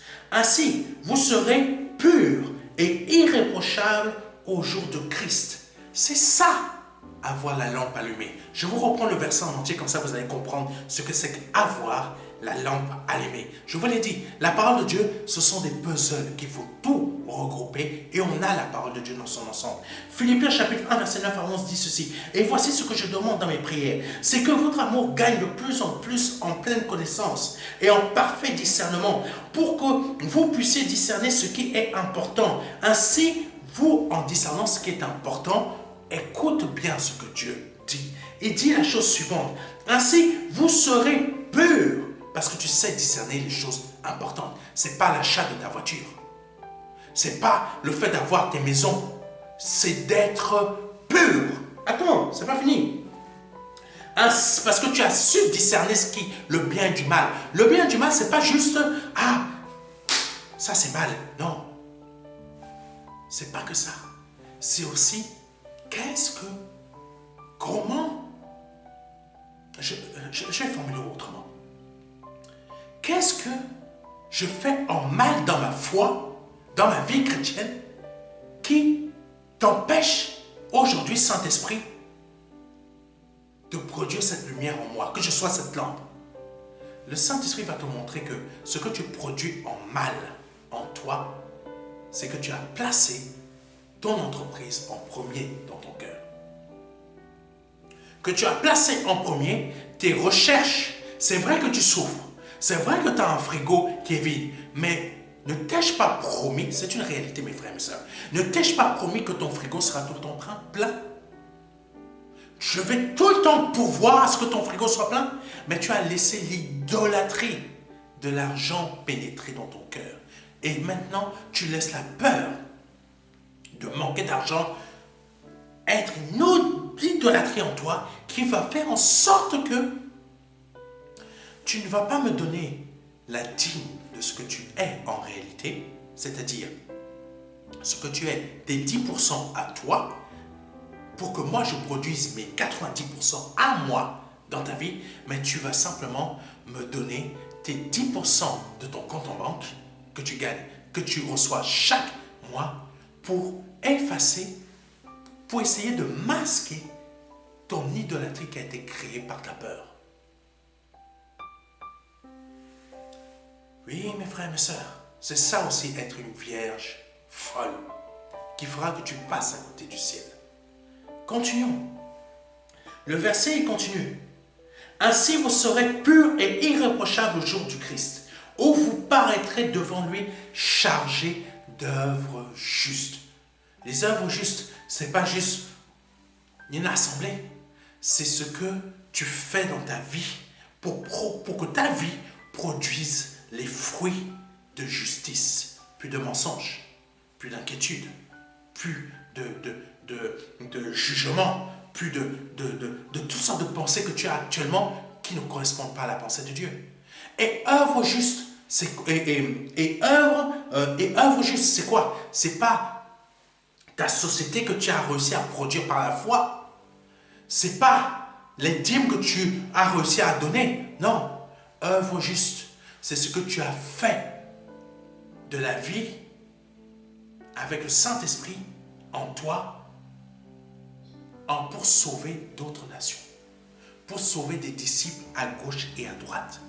Est-ce que tu as fait quelque chose pour que des disciples soient sauvés? Est-ce que tu as répondu à l'appel, mais que tu t'y es attaché? Tu ne t'es pas attaché à l'argent, mais tu t'y es attaché à l'appel pour que d'autres nations soient sauvées. Est-ce que tu as fait cela?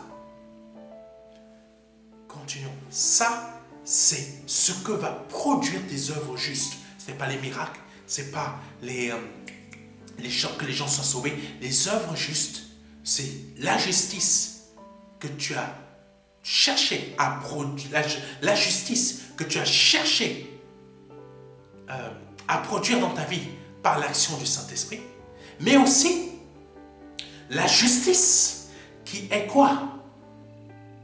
De faire des nations des disciples, mais la justice qui est quoi d'autre encore? Je ne vais pas aller très loin, hein? Juste quelques exemples. Honorer ton père et ta mère. La justice, c'est quoi? Respecter celui qui est plus âgé que toi. La justice, etc., etc. Vous avez tout ce qu'il faut dans la parole, mais vous ne voulez pas. Et c'est ça, le fait de ne pas vouloir, qui nous place et qui nous classe dans les vierges folles. Amen. Continuons. Alléluia. Donc, où vous paraîtrez devant lui chargé d'œuvres justes, ce fruit que Jésus-Christ aura produit en vous, à la gloire et à la louange de Dieu. Amen. Amen. Amen. Pardonnez-moi si je suis obligé de passer rapidement tous ces thèmes-là, sinon ça va être beaucoup plus long. Et vous pourrez reprendre, c'est du direct. Vous aurez aussi la version différée. Ce n'est pas un souci pour cela. Troisième, avant-dernier point, la chute du diable. Pourquoi le Saint-Esprit m'a emmené sur la partie qui concerne la chute du diable? Parce que dans la chute du diable, nous allons comprendre comment nous, bien que chrétiens, nés de nouveau, nous sommes des vierges folles. Amen. Nous sommes et nous pouvons rater l'avènement du Christ. Est-ce que tu me comprends? Est-ce que tu me comprends? Je sais que cette émission est en train de choquer beaucoup de gens et beaucoup ne vont pas aimer. Je m'attends à beaucoup de condamnations et de jugements, mais comme disait Marcello Tonazzi, je m'en fous, je m'en fous, je m'en fous, je m'en fous et je m'en fous. Il s'est marié, non? Donc moi, je vais continuer à vivre. Amen. Alléluia. Et vous allez continuer à être dérangé par moi, plutôt par le Saint-Esprit que vous pensez avoir en vous. Bon, continuons. Alléluia.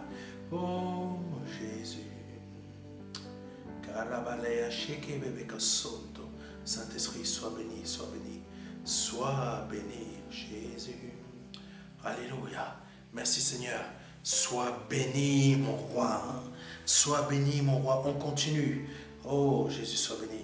Quelqu'un a essayé de perturber le direct sur YouTube. Amen. Quelqu'un a utilisé notre flux pour qu'on ne puisse plus diffuser. Mais Dieu est bon, continuons. Alléluia. Seigneur, tu es bon, continuons. Jésus. La chute du diable. Ézéchiel, chapitre 28, versets 13 à 19. Amen. La chute du diable. Ézéchiel, chapitre 28, versets 13 à 19. Pourquoi la chute du diable? Comme je te l'ai expliqué, on va voir comment nous, on peut passer à côté du ciel ou être des vierges folles en voyant comment lui, il a chuté. Je le fais rapidement afin de gagner du temps. Ézéchiel chapitre 28, verset 13 à 19. Tu étais en Éden, dans le jardin de Dieu. Tu étais recouvert de pierres très précieuses, de toutes sortes, rubis, topaz et diamants, chrysolite et onyx, jaspe, saphir, escarboucle, émeraude, je ne connais même pas la majorité de toutes ces pierres. Tes tambourins, tes filtres étaient d'or ouvragé. Ils furent préparés. Ils furent préparés le jour même où tu fus créé. Amen. Oh Jésus, merci Seigneur. Le Seigneur a dégagé la personne qui était en train d'utiliser notre flux pour empêcher les gens d'écouter le message. Le Seigneur est puissant. Alléluia. Et merci pour celles et ceux qui prient en même temps. Oh Jésus. Et ils furent préparés le jour même où tu fus créé. Satan a été créé. Tout comme nous-mêmes, on a été créés. Continuons. Or, je t'avais placé avec un chérubin protecteur qui était oint sur la montagne sainte de Dieu. C'est là que tu étais, te promenant au milieu de ces pierres au feu étincelant. Tu as été irréprochable dans toute ta conduite depuis le jour où tu as été créé. Satan, à un moment de sa vie, était pas Satan. Là, il n'était pas encore. Lucifer était irréprochable pendant une partie de son existence. Continuons. Jusqu'à ce que le mal soit trouvé chez toi. Faites très attention, vous qui êtes en train de rejoindre des églises satanistes. Des églises satanistes. Vous êtes nombreux et nombreuses à rejoindre des églises satanistes ou des méthodes satanistes dans les réseaux sociaux. Vous êtes en train de vous lier à des démons. Vous ne savez pas qui est le diable. Vous ne savez pas qui est Satan, l'ex-Lucifer. Vous ne savez pas. C'est un menteur. Il est en colère. Il est en colère d'avoir perdu tout ce que je viens de te lire là. Il avait énormément de choses. Et on va comprendre quelles étaient ses fonctions. Tu vas être choqué. Continuons. Et la manière que ces choses qui devaient garder, maintenir en ordre, que c'est devenu maintenant du désordre, tu vas voir, ta vie va devenir pareille si tu ne changes pas. Si tu n'arrêtes pas de suivre les TikTokers qui te balancent des choses pour faire des pactes ou savoir comment réussir avec Satan, savoir réussir comment avec le diable, quand tu vas chercher telle affaire là-bas, à gauche ou à droite, tu vas être choqué. Il va faire la même chose avec toi. Continuons. Parce que c'est sa nature maintenant. Sa nature est remplie de ténèbres. C'est pour cela que dans ce monde, on va y venir tout à l'heure, ce monde est un monde de ténèbres. Continuons. Ton commerce prospère. La parole de Dieu parle toujours de Lucifer, hein, qui est devenu Satan. Ton commerce prospère t'a entraîné à la violence qui a rempli ton cœur. Amen. La colère, je vous l'ai dit. Ton commerce prospère t'a entraîné à la violence qui a rempli ton cœur. Alors tu as péché. Alors tu as péché. La violence a rempli le cœur de Lucifer. Et c'est là qu'il a péché. Et c'est là qu'il est devenu Satan. Maintenant, continuons. Je t'ai mis au rang des profanes en te chassant de ma montagne. Donc ça veut dire du ciel. Et le chérubin protecteur t'a expulsé du milieu de ces pierres, au feu étincelant. On va voir après l'histoire du chérubin protecteur. C'est très surprenant, hein? T'a expulsé du milieu de ces pierres, au feu étincelant. De ta grande beauté, tu t'es enorgueilli et tu as laissé ta splendeur pervertir ta sagesse, vierge folle. Faites attention. Savez-vous de ce verset comme exemple pour comprendre ce que vous allez devenir en tant que vierge folle? Comprenez bien une chose. Et j'ordonne à tout esprit néfaste de s'éloigner de moi à cet instant. Parce que le diable vous empêche de comprendre ce que je suis en train de vous dire. À cet instant, par le nom de Jésus-Christ, je chasse tout esprit néfaste. Alléluia. Je t'ai précipité à terre. Donc ça veut dire sur la terre aussi. À terre, il a mis un serpent, quoi. Voilà.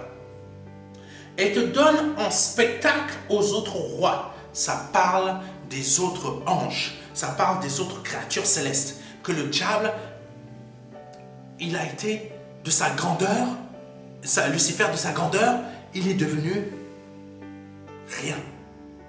Maintenant, continuons. Par tes nombreux péchés dans ton commerce malhonnête, tu as profané tes sanctuaires et du milieu de toi, j'ai fait surgir un feu afin qu'il te consume. Je t'ai réduit en cendres sur la terre à la vue de tous. Et tous ceux qui te connaissent parmi les peuples sont frappés de stupeur, car tu es devenu un objet d'épouvante et pour toujours, tu ne seras plus. Bon, je vais laisser le Saint-Esprit vous expliquer tout en détail, mais d'une rapidité incroyable. Ces versets, c'est pour te montrer que si tu es une vierge folle, fais attention, ta chute, si Lucifer a été chassé, ne t'attends pas à ce que toi tu sois accepté, si tu es toujours une vierge folle. Maintenant, ça c'est dit. Là, ce verset, pourquoi le Saint-Esprit veut que je vous en parle?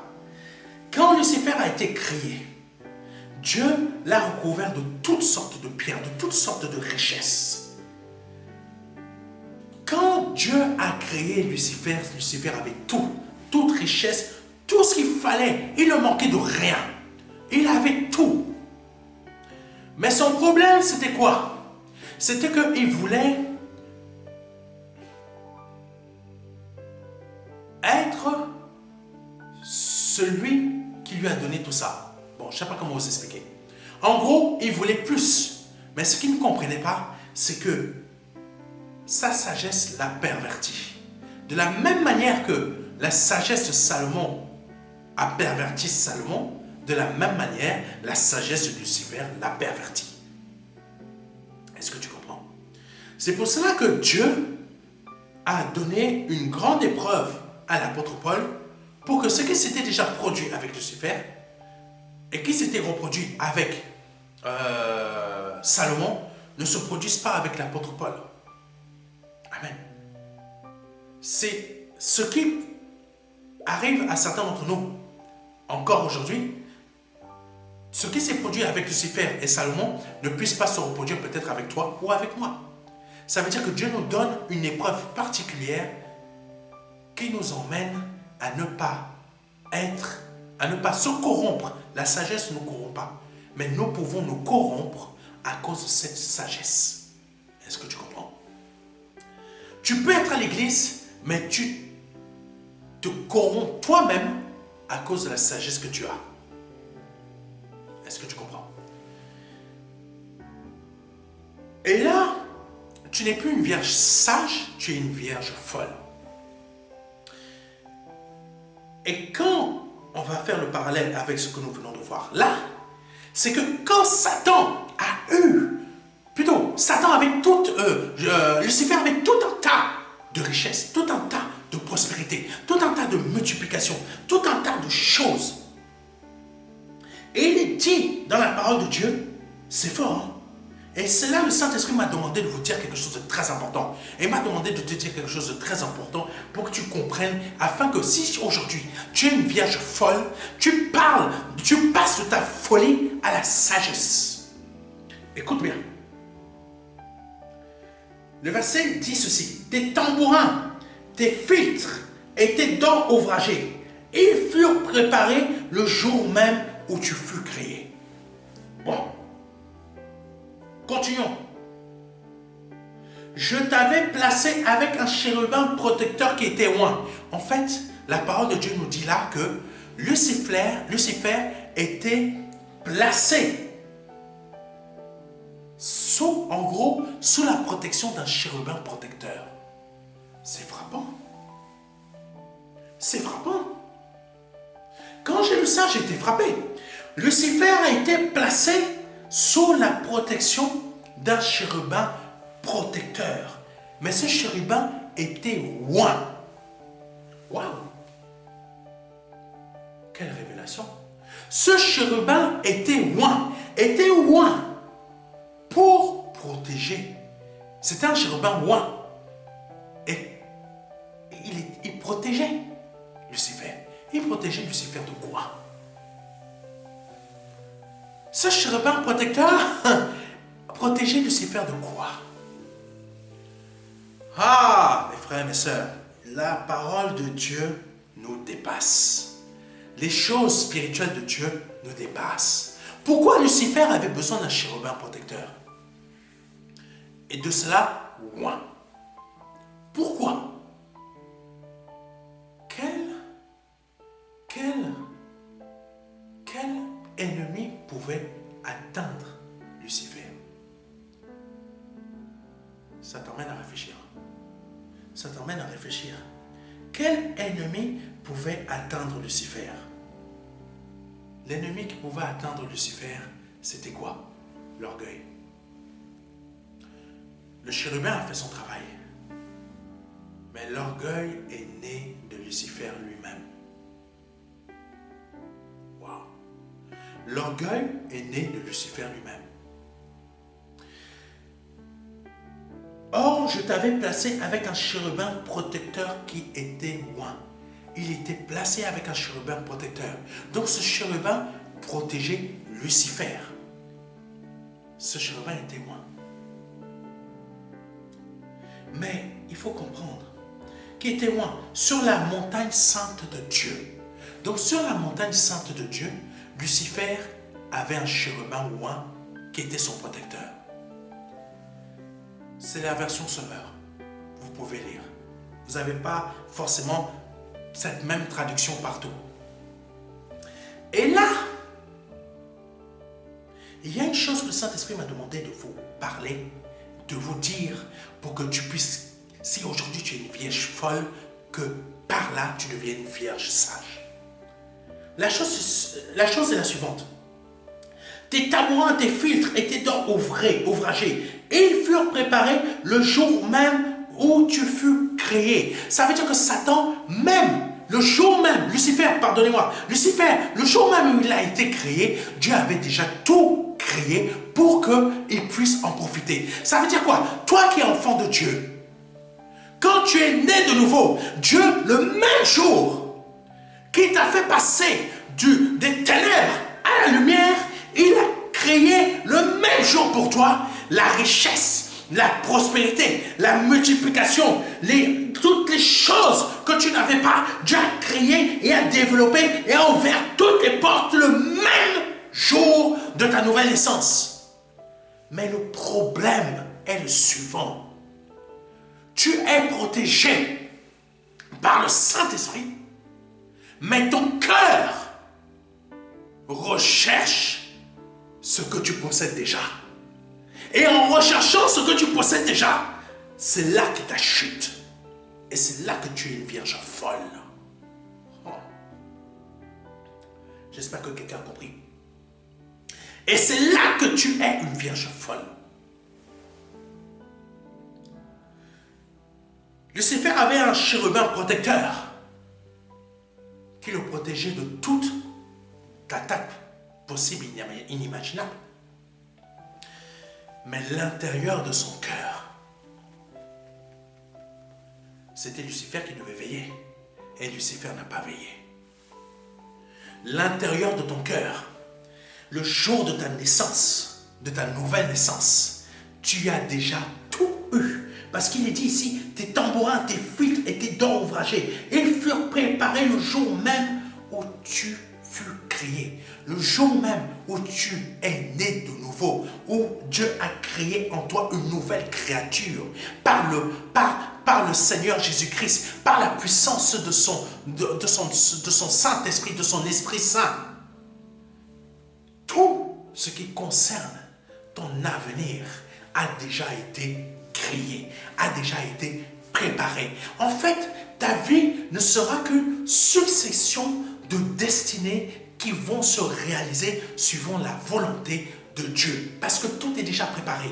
Mais toi, le problème, c'est que, comme je te l'ai dit, tu cherches ces choses au lieu que tu les aies déjà obtenues. Quelles sont ces choses? C'est ta superbe voiture. Dieu t'a déjà préparé ça. Tu n'as pas à chercher. Ça va arriver tout seul. Tu ne l'as pas à chercher. C'est pour cela qu'il t'a dit, cherche en premier la justice et le royaume des cieux. Et tout le reste sera donné par-dessus. Cherche ça en priorité. Maintenant, toi, tu cherches quoi en priorité? Non la justice, non le royaume. Mais tu cherches à avoir rapidement la RS6. Parce que ton cœur ne se contente pas de ce que tu... Ça ne va pas. Ça ne se contente pas. Il n'est pas heureux. Il veut plus. Il veut plus encore. Mais tout ce qui t'a été donné, tu veux tout et tout au lieu que tu as déjà tout. Et c'est ça, Satan. Il était Lucifer dans le sens où il était une créature divine de Dieu, où Dieu lui avait tout donné, tout donné, tout donné. Et il s'est retrouvé par lui-même, Satan, à cause de ses propres désirs. Donc aujourd'hui, je vais te faire comprendre la chose suivante. Le Saint-Esprit veut te faire comprendre la chose suivante. Si tu veux demeurer une vierge folle, c'est toi qui vas le faire. Mais si tu veux devenir une vierge sage, ou demeurer une vierge sage, c'est aussi à toi de le faire. Les deux, c'est à toi. Tu choisis vierge sage ou vierge folle. Mais vierge sage, c'est à toi de demeurer vierge sage. C'est à toi de veiller à ce que l'Esprit Saint demeure toujours en toi. Parce qu'il est dit dans la parole de Dieu, il ne faut pas l'attrister. Lucifer avait un chérubin protecteur et qui était oint. Un chérubin protecteur, vous vous en rendez compte? Et il était placé, en fait, Lucifer a été placé carrément à la montagne proche de Dieu. Ça a fait réfléchir. Hein? Lucifer, en fait, il était placé là où Dieu est. Et il avait un chérubin protecteur. Un chérubin protecteur. Tu te rends compte, les chérubins là, qui sont placés sur l'arche de l'Alliance. Il en avait un chérubin protecteur ou un. Ça veut dire qu'il devait le protéger. Mais son cœur, ça me fait... Voilà ce que ça me met à l'esprit. Pourquoi il est dit que Satan a des pensées d'homme? Waouh! Ça parle de la chute de l'homme aussi, hein, ce verset-là. Ça parle autant de la chute de Satan, de Lucifer, que de la chute de l'homme. Parce que tout simplement, je ne vais pas aller trop loin. Je ne vais pas aller trop loin. Mais si un jour le Seigneur me donne la révélation, je vais vous la partager. Ça veut dire que Lucifer s'y a des pensées d'homme. Dieu avait placé Lucifer à une telle hauteur. Et ça veut dire que quand le Seigneur nous fait naître de nouveau, de la même manière qu'il avait déjà tout préparé pour Lucifer, il a tout préparé pour nous. Tout préparé pour nous. Mais il nous dit, demeurons des vierges sages et non des folles. Parce que Lucifer n'a pas su demeurer sage. Parce que comme pensant comme un homme, il a agi comme un homme. Ça veut dire quoi? Il s'est dévoyé lui-même. Il s'est fourvoyé, pardonnez-moi, lui-même. Comment? Par l'orgueil. Ça veut dire que nous, en tant qu'enfants de Dieu, ne chutons pas. Restons, demeurons des vierges sages. Parce que quand le roi va arriver, si nous passons de vierges sages à vierges folles, nous allons rater notre destinée qui est de régner avec le Seigneur, avec l'époux. Qui est de sortir de ces ténèbres dans lesquelles nous sommes. Ténèbres de la pensée, ténèbres de ci, de ça. Maintenant, continuons. Amen. Tu vis des ténèbres actuellement, tu es attaqué par toutes sortes de choses, par toutes sortes d'épreuves, peut-être une maladie, peut-être une histoire de sorcellerie familiale. Mais aujourd'hui, j'ordonne que tes ténèbres disparaissent. Au nom de Jésus-Christ, j'ordonne que tes ténèbres disparaissent. J'ordonne par le nom de Jésus-Christ que tes ténèbres disparaissent. Alléluia. Continuons, continuons, parce que c'est très important ce que nous sommes en train de voir. Je t'avais placé avec un chérubin protecteur qui était loin, sur la montagne sainte de Dieu. C'est là que tu étais, c'est là, donc le lieu, que tu étais, te promenant au milieu de ces pierres, au feu étincelant. Waouh! Au feu étincelant. Tu as été irréprochable dans toute ta conduite depuis le jour où tu as été créé. Là, ça veut dire, suivant le langage de Dieu, ça veut dire qu'il a été juste. Est-ce que tu comprends? Là, on parle d'un esprit. Là, on parle de choses spirituelles. Là, on dit que Lucifer a été juste. Et une marche juste. Parce que ce que tu ne comprends pas, je vais t'expliquer. Quand tu es dans la justice de Dieu, et quand tu marches dans la justice de Dieu, en fait, tu marches. Tu marches. Non pas avec un chérubin protecteur, mais avec, c'est la parole de Dieu qui dit cela, plus de 12 légions d'anges à ton service. Et quand tu as ces plus de 12 légions d'anges à ton service, qu'est-ce qui se passe? Donc, spirituellement, ta lumière est éclatante. Mais tu marches sur quoi? Tu marches et tu te promènes au milieu de pierres au feu étincelant. Parce que ta justice, pardonnez-moi, ta marche est irréprochable. Dans toute ta conduite, depuis ta nouvelle naissance, tu es juste. Et Dieu t'appelle mon juste. Et quand il parle à Satan, il dit, est-ce que tu as vu mon juste là-bas? Lui là, il n'a pas abandonné ses richesses. Lui là, il n'a pas abandonné sa justice, qui est la plus grande de ses richesses. Est-ce que tu as vu mon juste là-bas? Mais le problème, pardonne-moi Seigneur, c'est comme ça que tu mets dans mon cœur. Hein. Mais le truc, c'est que quand le Seigneur parle comme ça à Satan, ça l'énerve. Ça l'énerve.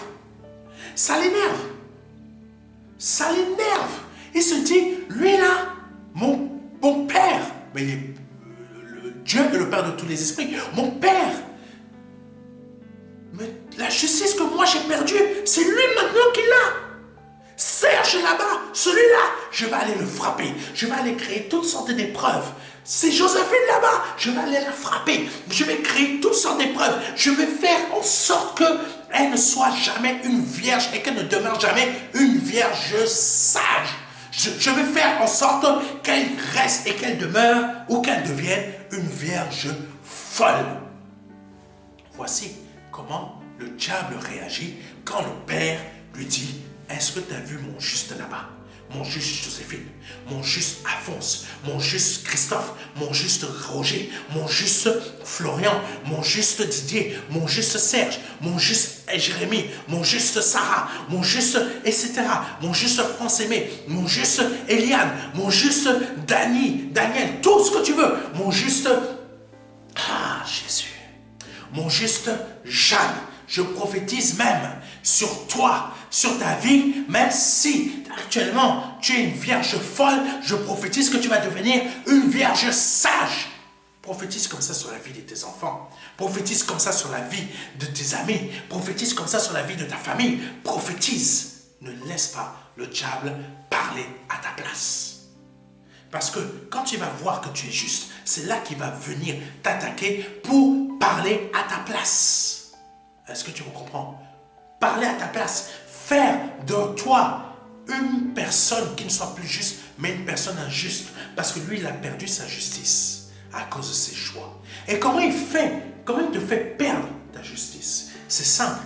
En t'emmenant à rechercher, toi, chrétien, évangéliste ou enfant de Dieu, à chercher le matériel.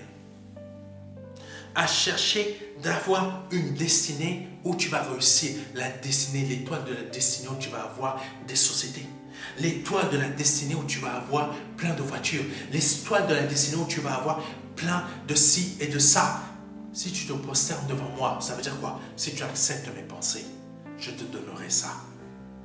Voilà ce qui se produit dans nos églises. Certains pensent que c'est Christ qui leur a donné, mais ils oublient que Lucifer était proche de Dieu et que Lucifer peut te donner les choses comme si c'était Dieu qui te les donnait.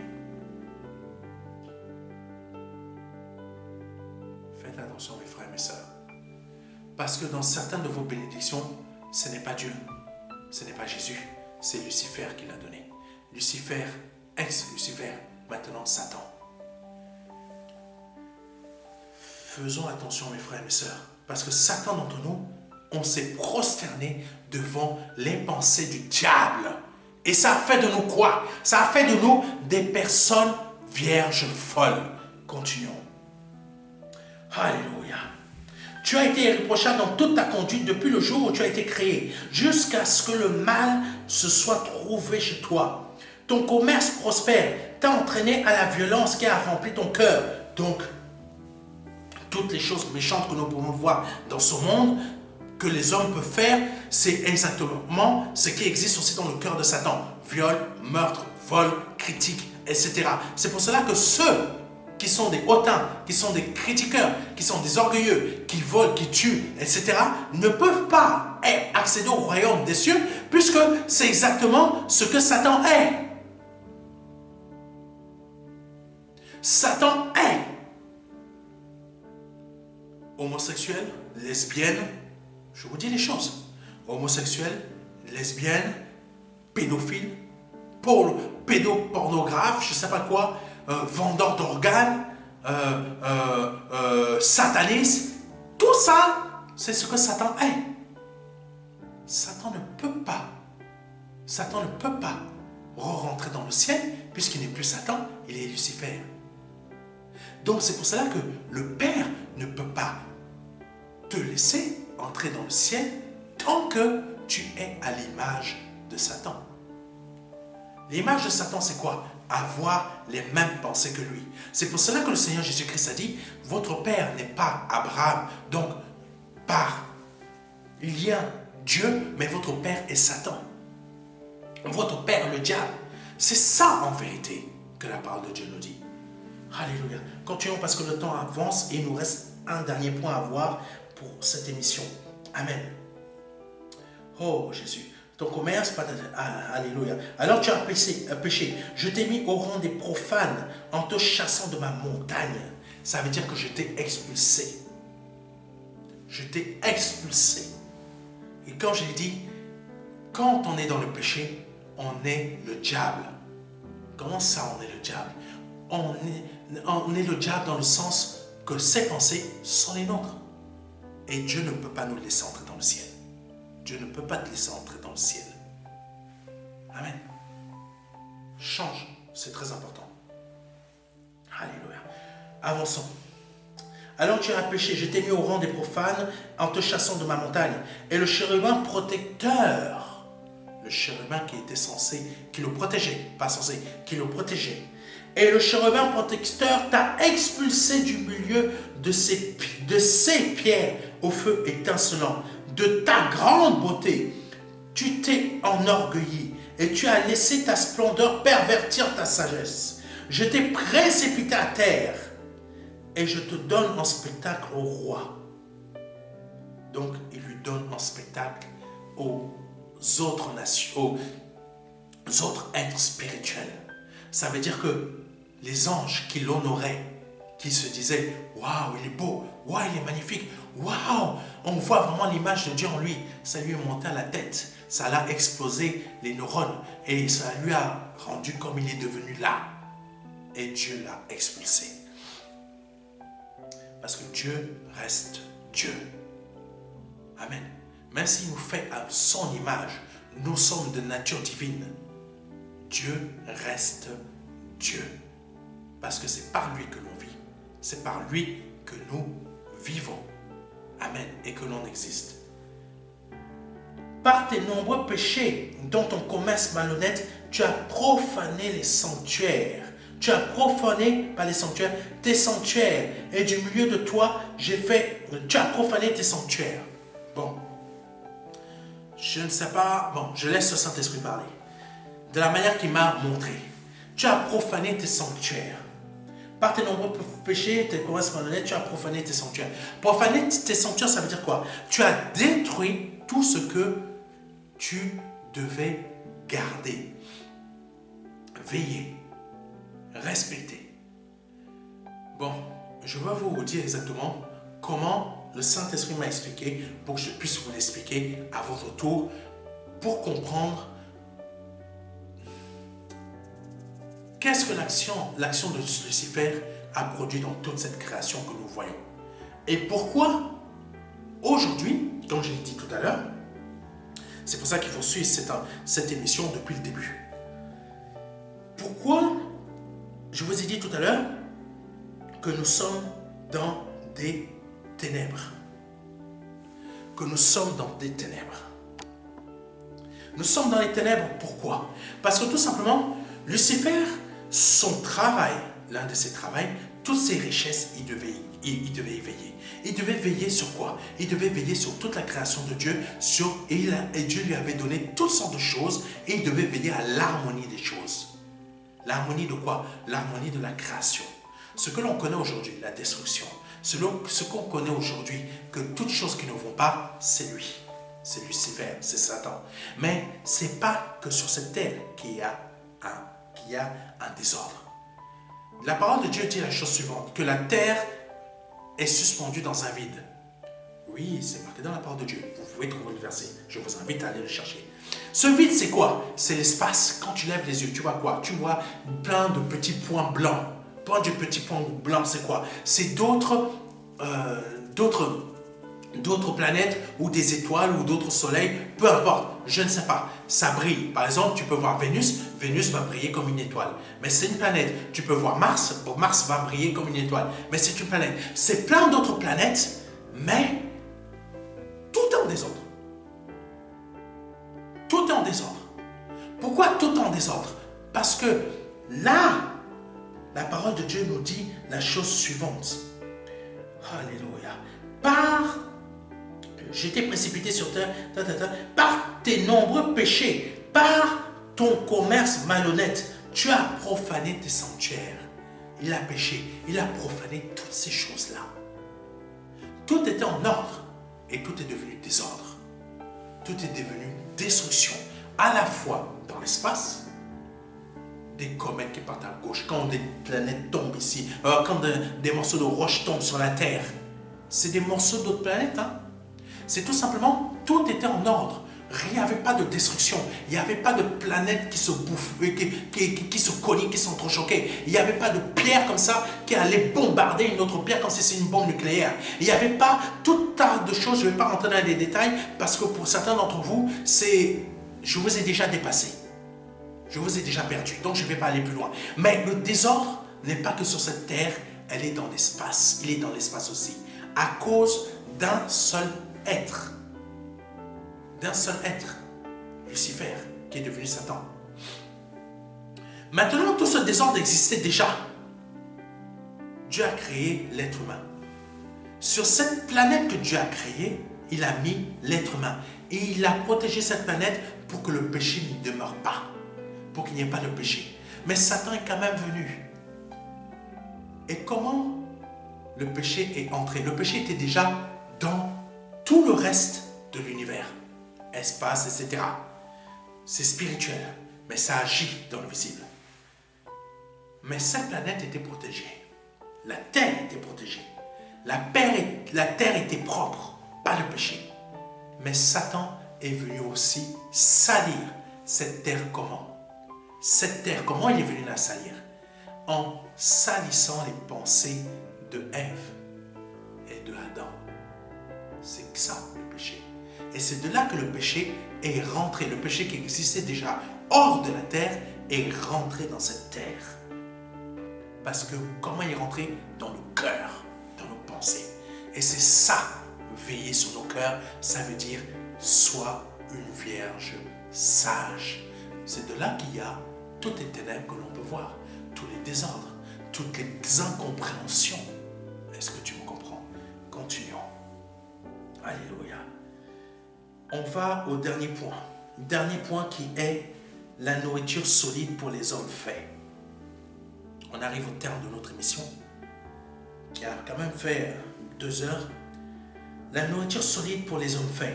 Hébreux chapitre 5, verset 14. Mais la nourriture solide est pour les hommes faits, pour ceux dont le jugement est exercé par l'usage à discerner ce qui est bien de ce qui est mal. Je reprends. Le dernier point, pardonnez-moi, le dernier point, la nourriture solide pour les hommes faits. Le Seigneur veut que tu aies de la nourriture solide. Et la nourriture solide, c'est nourrit les vierges sages et non les vierges folles. Hébreux 5, verset 14 dit ceci, mais la nourriture solide est pour les hommes faits. Le Seigneur veut que tu deviennes un homme fait. Même si tu es une femme, Dieu parle d'hommes, d'hommes et femmes. Le Seigneur veut et te dit qu'il veut que tu sois un homme fin, un homme fait, que par ton amour, tu aies la connaissance qui soit en toi. Par ton amour à Christ, tu as la connaissance, tu as le discernement, tu sais et tu comprends les choses. Amen. Mais la nourriture solide est pour les hommes faits, pour ceux dont le jugement par les critiques, le jugement par la condamnation, le jugement juste est exercé par l'usage à discerner ce qui est bien de ce qui est mal. Normalement, tu es censé savoir juger que quand tu es né de nouveau, Dieu t'a déjà préparé toutes tes richesses sur cette terre. Elles vont juste arriver d'elles-mêmes. La seule chose que tu as cherché et à demeurer, c'est la justice de Dieu. Ce que peut-être, tu risques de perdre un jour. Parce que tout simplement, tes pensées peuvent laisser entrer l'orgueil. Donc aujourd'hui, je souhaite, par ce message, le Saint-Esprit souhaite, ainsi que moi-même, nous souhaitons que tu restes et que tu demeures dans la justice de Dieu. Que tu gardes ta lampe allumée.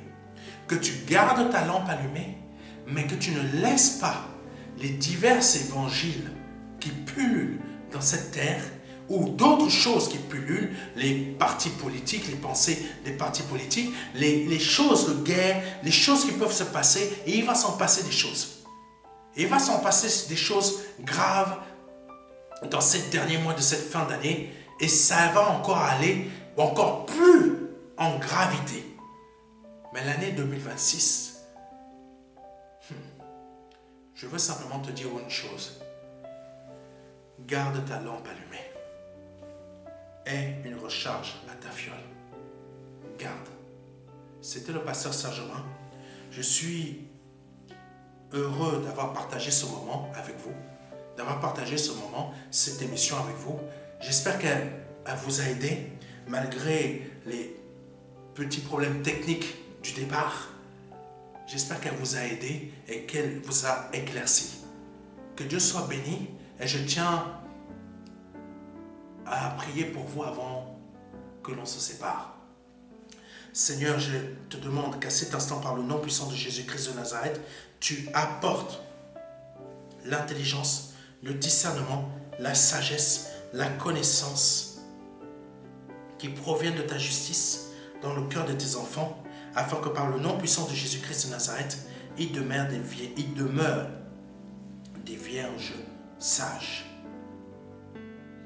Parce que quand tu vas arriver, pour qu'ils quittent ces ténèbres dans lesquelles nous sommes, je te prie aussi pour celles et ceux qui sont actuellement des vierges folles, afin que par cette émission, tu les conduises à devenir des vierges sages. Tu les changes là-dedans, afin que, en étant des vierges sages, elles quittent aussi ces ténèbres.